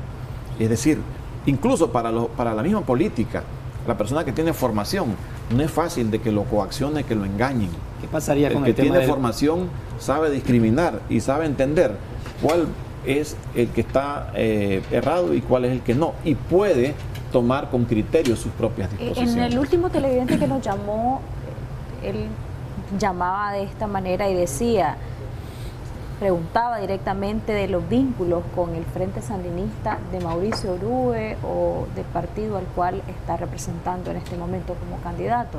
Y no quisiera que se quede eso para que él sienta que sí, usted le contestó todo lo que mencionó. ¿Cómo usted le contesta? ¿Hay algún vínculo? No tengo ningún vínculo, nunca lo he tenido. Que me señalen de qué, dónde me han visto haciendo algo con ellos, un negocio, una transacción. Yo no tengo ningún vínculo. Yo soy respetuoso. Ese ha sido mi comportamiento. Siempre, tanto en la Asamblea Nacional como en otros espacios, yo respeto lo que dicen los sandinistas. Igual respeto lo que dicen los liberales, los conservadores. Yo los escucho. No necesariamente estoy de acuerdo con ellos. Yo les he dicho, miren, con todo respeto, esto yo lo veo bien. Esto yo lo asumo con responsabilidad. Pero lo que yo no veo bien, yo no lo respaldo. Yo no tengo por qué. No tengo por qué hacer eso. Y eso no es ser aliado. Es simplemente ver, por ejemplo, si viene un proyecto para la construcción de carreteras o para instalar un hospital o para hacer un aeropuerto, ¿yo por qué me voy a oponer? Solo porque es una iniciativa del Frente Sandinista. Y hablando de oponerse o no oponerse, y hablando de oponerse o no oponerse, actualmente se opone a la detención del presidente de COSEP y el vicepresidente Michael Gile y Álvaro Vargas. Eso deben de decirlo ellos. Imagínense que... Pero a título personal... Óigame esto, ellos ya juramentaron al nuevo presidente. Y emitieron pues un comunicado. En el comunicado no mencionan nada de los 2 detenidos. Si ellos no asumen, ¿yo por qué voy a asumir por ellos? ¿Y cómo pretende gobernar Nicaragua entonces si no pretende gobernar Nicaragua? Yo la voy a gobernar respetando cada institución. Ellos son una fuerza en Nicaragua, son el Consejo Superior de la Empresa Privada. Ellos tendrán sus formas de hacer. Bueno, en el comunicado anterior, y no es que yo esté defendiendo a COSEP, no tengo ningún vínculo ni ningún interés particular, pero estamos abordando el tema. En el comunicado anterior a ese, donde dieron a conocer al nuevo presidente, pues condenaron la detención y pidieron que se liberaran. También hubo reacciones a nivel internacional. ¿Por qué usted evita referirse a este tema? No, yo no estoy evitando referirme al tema. Simplemente estoy diciendo que son ellos los que tienen primero que sentar una posición. Porque yo no soy empresario. Yo creo que no deberíamos de tener esos detenidos ahí y que en la mesa de concertación es el primer tema que se tiene que abordar. Esa es mi posición, pero yo no puedo estar refiriendo y opinando sobre un sector, que es el sector empresarial, sobre qué debió hacer o qué no, porque ellos saben lo que están haciendo, ellos tienen sus propios reglamentos y sus intereses. Entonces, que ellos se pronuncien sobre eso de manera clara y meridiana y después nosotros podríamos opinar. Don Mauricio, vamos a recibir las últimas 2 llamadas telefónicas y luego sus comentarios de cierre, y gracias por este tiempo que ha compartido con nosotros y con nuestra audiencia. Vamos a recibir las últimas 2 llamadas. Adelante, le escuchamos. Bienvenido o bienvenida. ¿Aló? Sí, le estamos escuchando. ¿Cuál es su comentario o su pregunta para el invitado?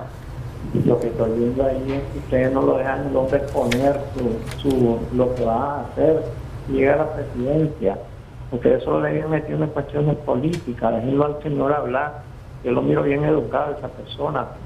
No escuchen a esos que hablan, solo locuras hablan. Dejen al hombre que exponga lo que va a hacer, de un dado caso llegue a ser presidente de la República. Pero cuestiones esas de que lo tengan acosando, diciéndole que usted que tiene que... No, hombre, eso no. Escúchenlo a él. ¿Qué es lo que va a hacer? Muchas gracias.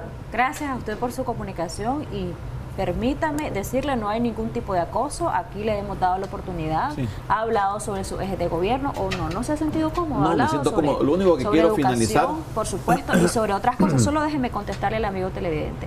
Aquí le hemos dado la oportunidad a todos los candidatos. El señor Mauricio Orue, candidato presidencial por el PRI, también la está teniendo.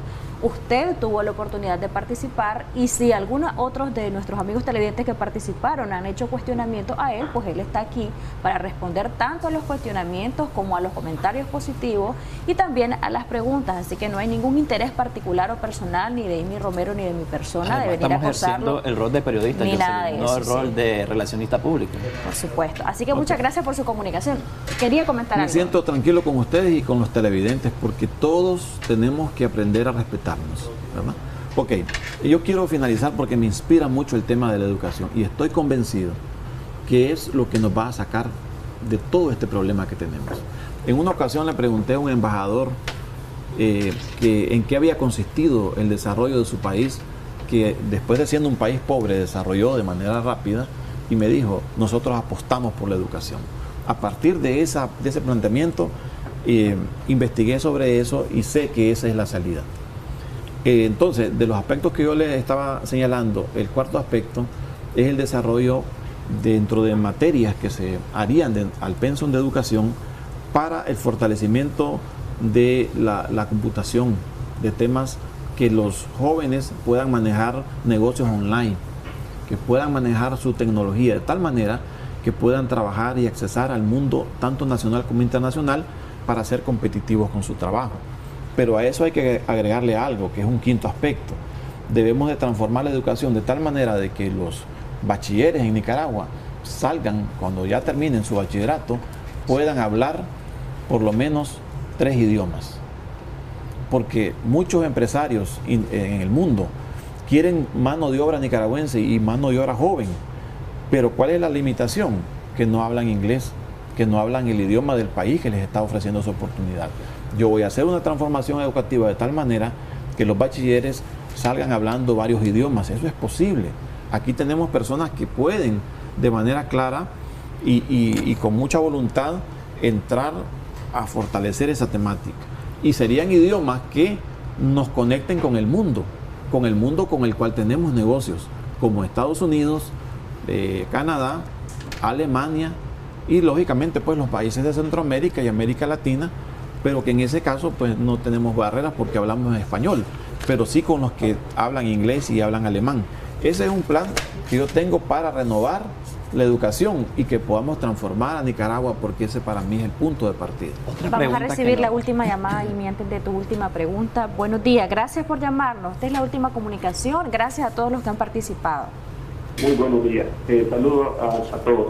Una pregunta al invitado. Si él fuera un boxeador, ¿iría a pelear contra un contrincante donde la pelea es en su país, donde los jueces son los padres o los hijos de ese contrincante?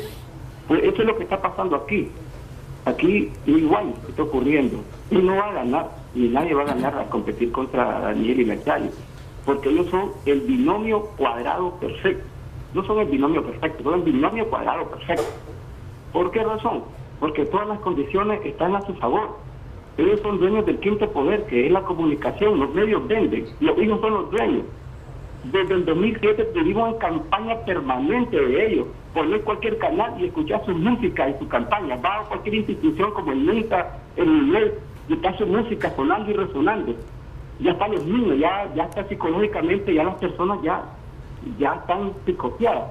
Ahora, todas las dádivas que caen de su mesa, ya la gente con que le den un chanchito, con que le den un tin, ya están convencidas de que es la solución, la alternativa, aunque no tengan la razón. Entonces, ¿cómo van a competir contra eso? Si aquí en Nicaragua hubiera una verdadera oposición, depongan su candidatura, denle una bofetada a esta pareja de presidentes aquí, parecieran que fueran unos reyes. Bueno, reyes sería como un elogio, como unos faraones, inhumanos, déspotas, crueles, que solo falta que le pongan la sandalia en la cabeza y aún así quieren que lo estemos venerando. Eso es lo que está pasando en Nicaragua. Yo quisiera pensar y quisiera soñar en un futuro mejor, pero estoy viendo que cada día nos estamos jugando en más miseria. Esa es la verdad. Sean más sensatos, más prudentes, oposición, que pongan su candidatura, demuestran al mundo entero que allá la comunidad internacional se está desgallando, abogando por nuestro pueblo, por la gente más afectada, por los pobres. Mas sin embargo aquí, un montón de oportunistas van a competir para poder devengar un salario y estar bien ellos, la vieja política. Muchas gracias por su comunicación, agradecemos mucho su participación. ¿Cómo responde, don Mauricio?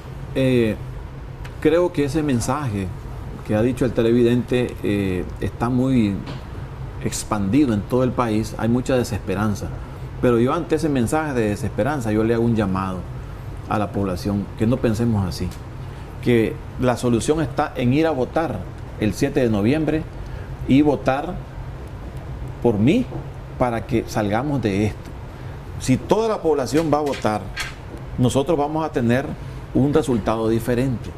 El problema es que si no vamos a votar, entonces los sandinistas que son disciplinados y que a las 11 de la mañana más tardar ya han votado todos en el país, que puede estar alrededor del 20, 25 o 30%. Entonces, si no vamos a votar el resto, simplemente vamos a tener a Daniel Ortega 5 años más.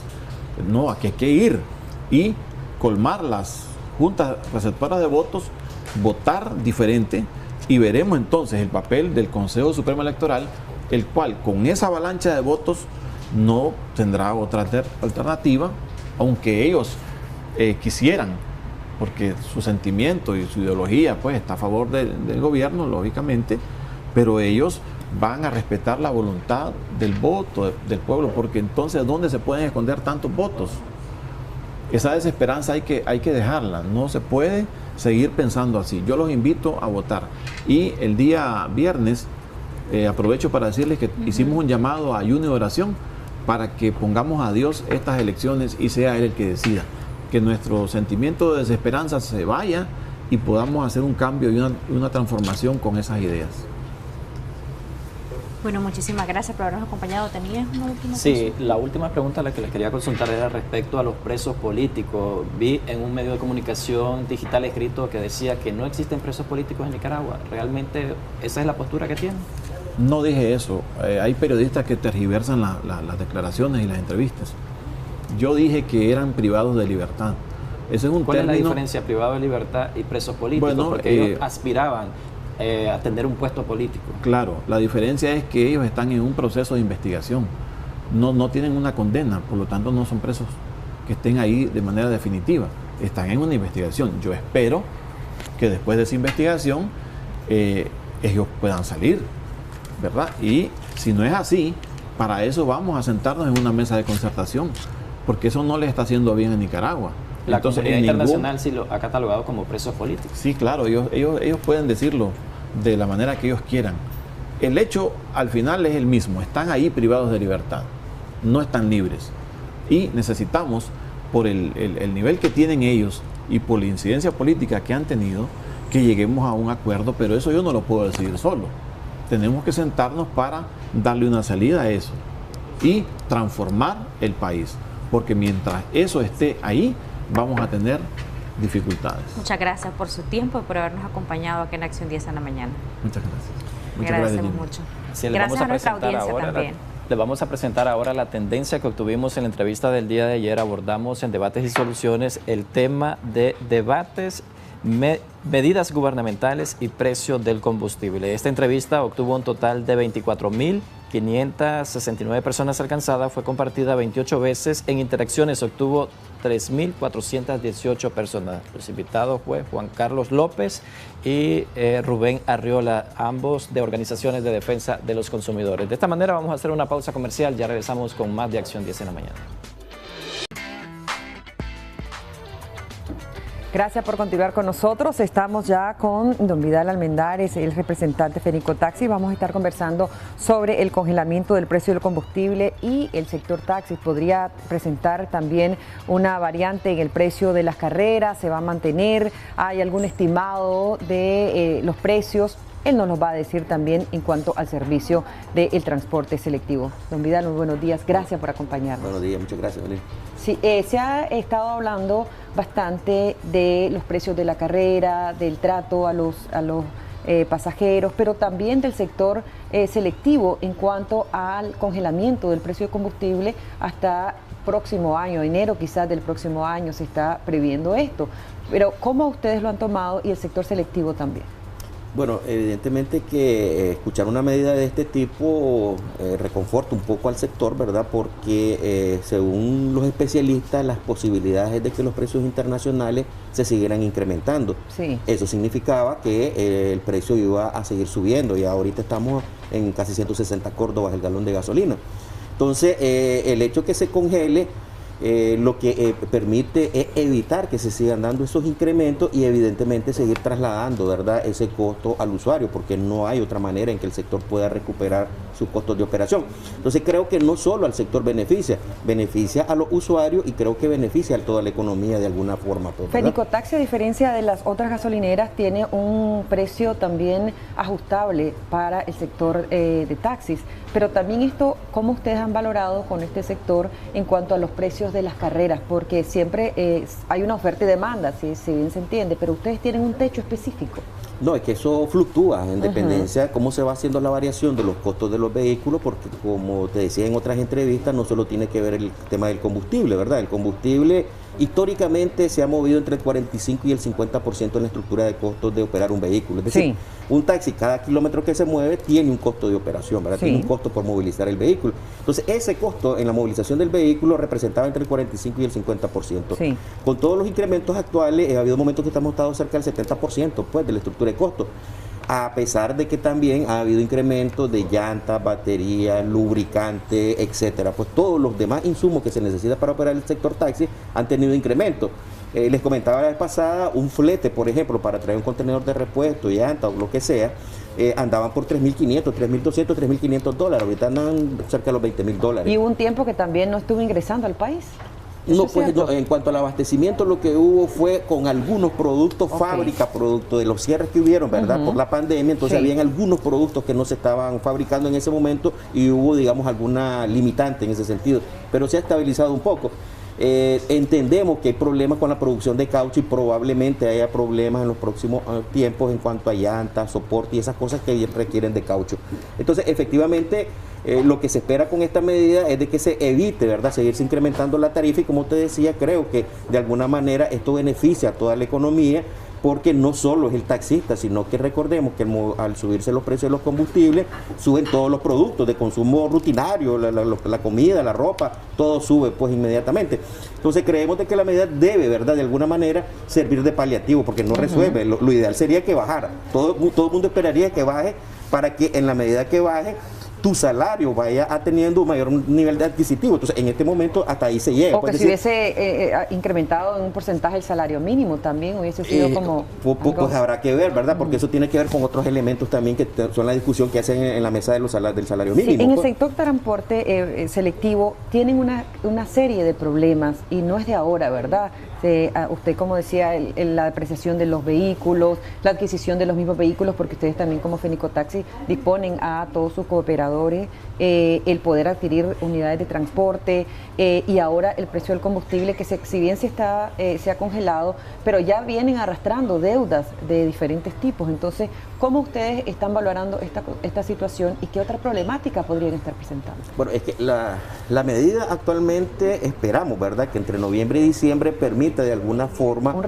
un respiro, ¿verdad? Porque como vos decís, efectivamente alrededor de más del 80% de los compañeros deben sus unidades. Sí. O sea, todo el mundo, por la situación en que se opera el servicio, vos te enjaranas para pagar el vehículo, y cuando lo estás terminando de pagar, ya el vehículo se ha depreciado de tal manera que tenés que volverlo a renovar. Tenemos una llamadita y ya continuamos en el tema. Muy buenos días, adelante, le escuchamos. Muy buenos días, yo tengo una consulta y es como un pequeño planteamiento. Comúnmente, pues bien sabemos que la carestía de la vida está bastante elevada, pero el combustible evidentemente ha subido, ha tenido alzas, pero no de un 100%. ¿Y por qué entonces el sector taxi, cuando el combustible sube 1 córdoba, 2 córdobas, centavos, por qué le suben hasta 40 córdobas a la carrera? ¿Por qué no ir acorde el precio en porcentaje de lo que sube el combustible, el precio en porcentaje a la carrera? No que facilito duplican el precio de una carrera. Y por favor, son gritos al cielo, que la carestía de la vida, que los repuestos, que esto y lo otro. Pero por favor, señores, ustedes cobran hasta el 100% de incremento cuando sube 1 córdoba del combustible. Niéguemelo. Gracias por llamarnos. Bueno, creo que quien ande haciendo eso en el sector taxi tiene una locura, está descabellado. Pues lamentablemente el señor que llamó cayó con un loco, ¿verdad? Porque no es posible que subiéndose 5 pesos, 3 pesos la gasolina, vaya a subirle 40 córdobas de una semana a otro. Los incrementos se van dando paulatinamente. Es más, pasa una semana, 2 semanas, 3 semanas y normalmente no se mueve la tarifa del taxi. Ya cuando se ha acumulado demasiado, que genera demasiada presión sobre la estructura de costos, es que empiezan a haber algunos incrementos. Como cooperativa ustedes regulan estos precios. De repente puede salir un loco haciendo una cosa como la que él decía. Es decir, no lo estoy dudando, que es lo que está diciendo él. Lo que digo es que quien lo hizo está loco porque no es el común denominador. Porque sí, a veces cobran, ¿verdad? Yo también como usuaria puedo decir que a veces hay unos precios que se incrementan, pero son ustedes como cooperativas que en algún momento han valorado el regular o por lo menos fijar una tasa específica en cuanto a eso, no decirle cuánto se va a cobrar porque hay una oferta y demanda, vuelvo, ¿verdad?, a este sector, pero sí, por ejemplo, el arranque, pues ¿cuánto sería el arranque? Ya nos explica esto después de la siguiente llamada. Buenos días. Aló, buenos días. Aló, buenos días. Le escuchamos. Hablo de aquí, sí. Hablo de aquí de Griamba. Mire, sinceramente en este país ya es normal y común que cada vez que la gasolina trepa, ¿verdad?, de valor, los taxistas tengan la maña de duplicar, triplicar, quintuplicar, si es posible. No, es demasiado esto.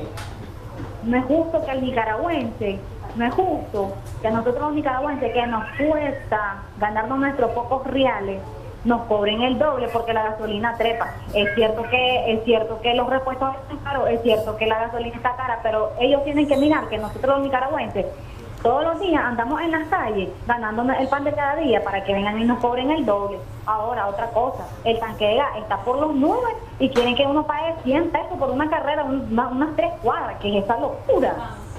Cómo no, muchísimas gracias.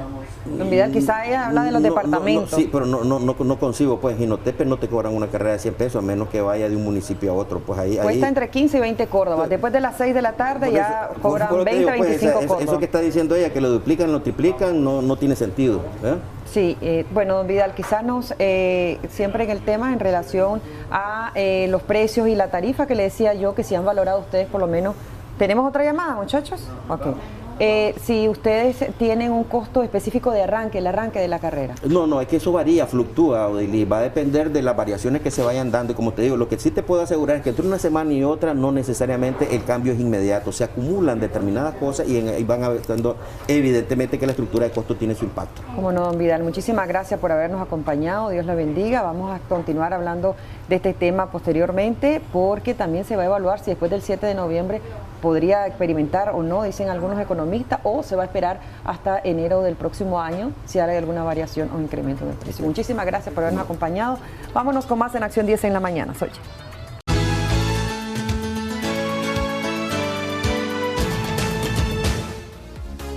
Seguimos con Acción 10 en la mañana. El doctor Brian Pérez de Clínica de Medicina Oriental Altamira estará con nosotros conversando un tema muy interesante, la lumbalgia, qué puede causar y también nosotros cómo podemos mejorar esta sintomatología. Ya está con nosotros. Bienvenido, doctor. Gracias por acompañarnos. Buenos días, siempre agradeciendo a Acción 10 en la mañana por el espacio que nos brinda cada semana para hablar de un determinado tema de salud. La lumbalgia se reconoce por que un síntoma que es el dolor en la parte baja de la espalda. Por lo general lo puede desarrollar cualquier paciente, no hay una edad específica, siempre en la mayor parte de la vida siempre vamos a tener muchas lumbalgias. Ya esto hay que poner un poco de atención porque a veces son crónicas. Y vienen los pacientes y les duele la espalda y comienzan a decir, bueno, me voy a beber una acetaminofén y se me pasa. Pero siempre que tenemos lumbalgia es bastante bueno ir al médico o hacerse alguna radiografía y llevársela a su médico de base, porque puede ser algún trauma bastante agudo, por lo menos una artrosis puede darnos una lumbalgia y un dolor bien severo. Entonces hay diferentes enfermedades, como digo, la lumbalgia es más que todo un síntoma del dolor en la espalda.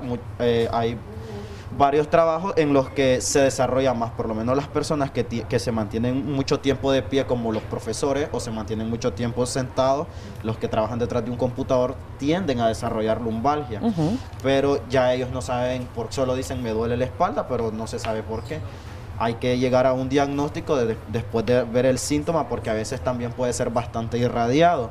Se puede ir el dolor a las piernas, que esto puede ser una ciatalgia, incluso una hernia discal, puede darnos una lumbalgia bastante crónica, que se toman, las pacientes vienen, se toman un ibuprofeno, acetaminofén, se les pasa por un tiempo, pero después vuelve a muchas veces más crónico todavía. Sí, ¿cuál es el tratamiento que se utiliza? Porque también usted decía, se presenta con algún tipo de dolor y esto, pero hay días que quizás ni se pueden levantar de la cama porque amanecen totalmente rígidos su cuerpo.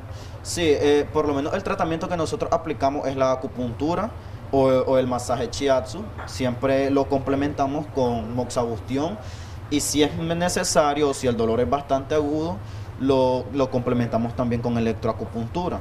Estos son tratamientos que son de forma natural, nada invasivo, que no te van a desarrollar ninguna gastritis y más bien vamos a proteger la mucosa gástrica, no vamos a irritar nuestro estómago.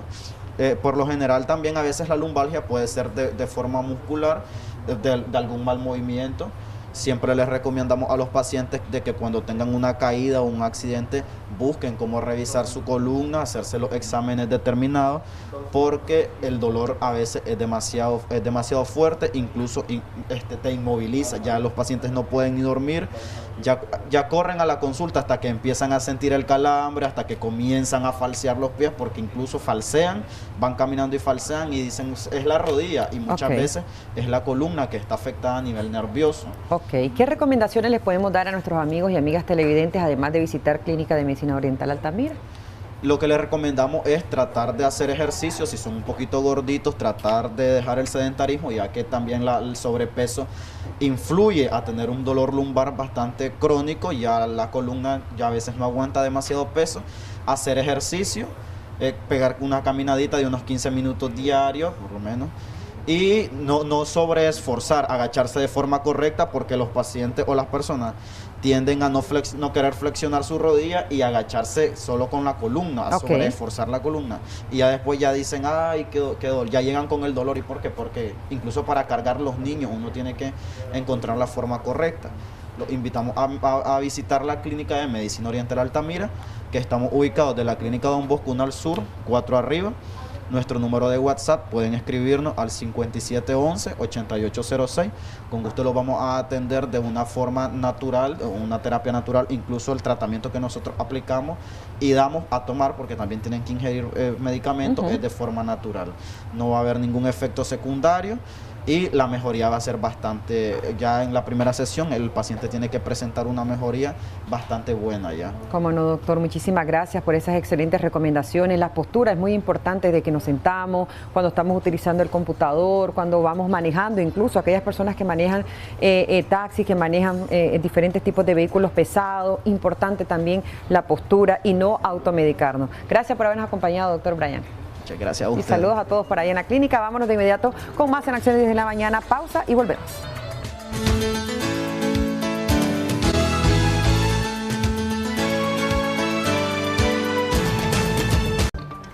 Así es, continuamos con más de Acción 10 en la mañana, presentándoles las condiciones climáticas para los próximos días. Estas son las perspectivas climáticas desde el Observatorio de Fenómenos Naturales, OFENA. En el caso de hoy, las condiciones del clima determinan que las temperaturas máximas esperadas en el día son las siguientes. Como podemos observar, en Chinandega se estará temperaturas de 28 a 30 centígrados. En el caso de Managua, Masaya, Granada, de 27 a 30. Por aquí vemos que en Estelí, Jinotega, se estará percibiendo una temperatura de 24 a 27. En Boaco se estará percibiendo una temperatura de 26 a 31 centígrados y así sucesivamente en el territorio nacional. Por otro lado, se acerca la onda tropical 41 con posibilidades de descarga eléctrica y nubosidades el Caribe, Centroamérica para los próximos días. Nacional está totalmente despejado, como podemos observar en esta imagen que se acerca lentamente en el país. Las posibilidades de lluvia para el día de hoy son muy pocas, puntualmente en la zona del Triángulo Minero, Río Blanco hacia Bluefields y Nicaragual. Estelí, Ribasín, Chinandega habrán algunas precipitaciones débilmente. Los vientos de máximo serán de 30 kilómetros por hora. Con eso hemos terminado las condiciones climáticas del país. Con eso hemos concluido su revista favorita, Acción 10 en la mañana.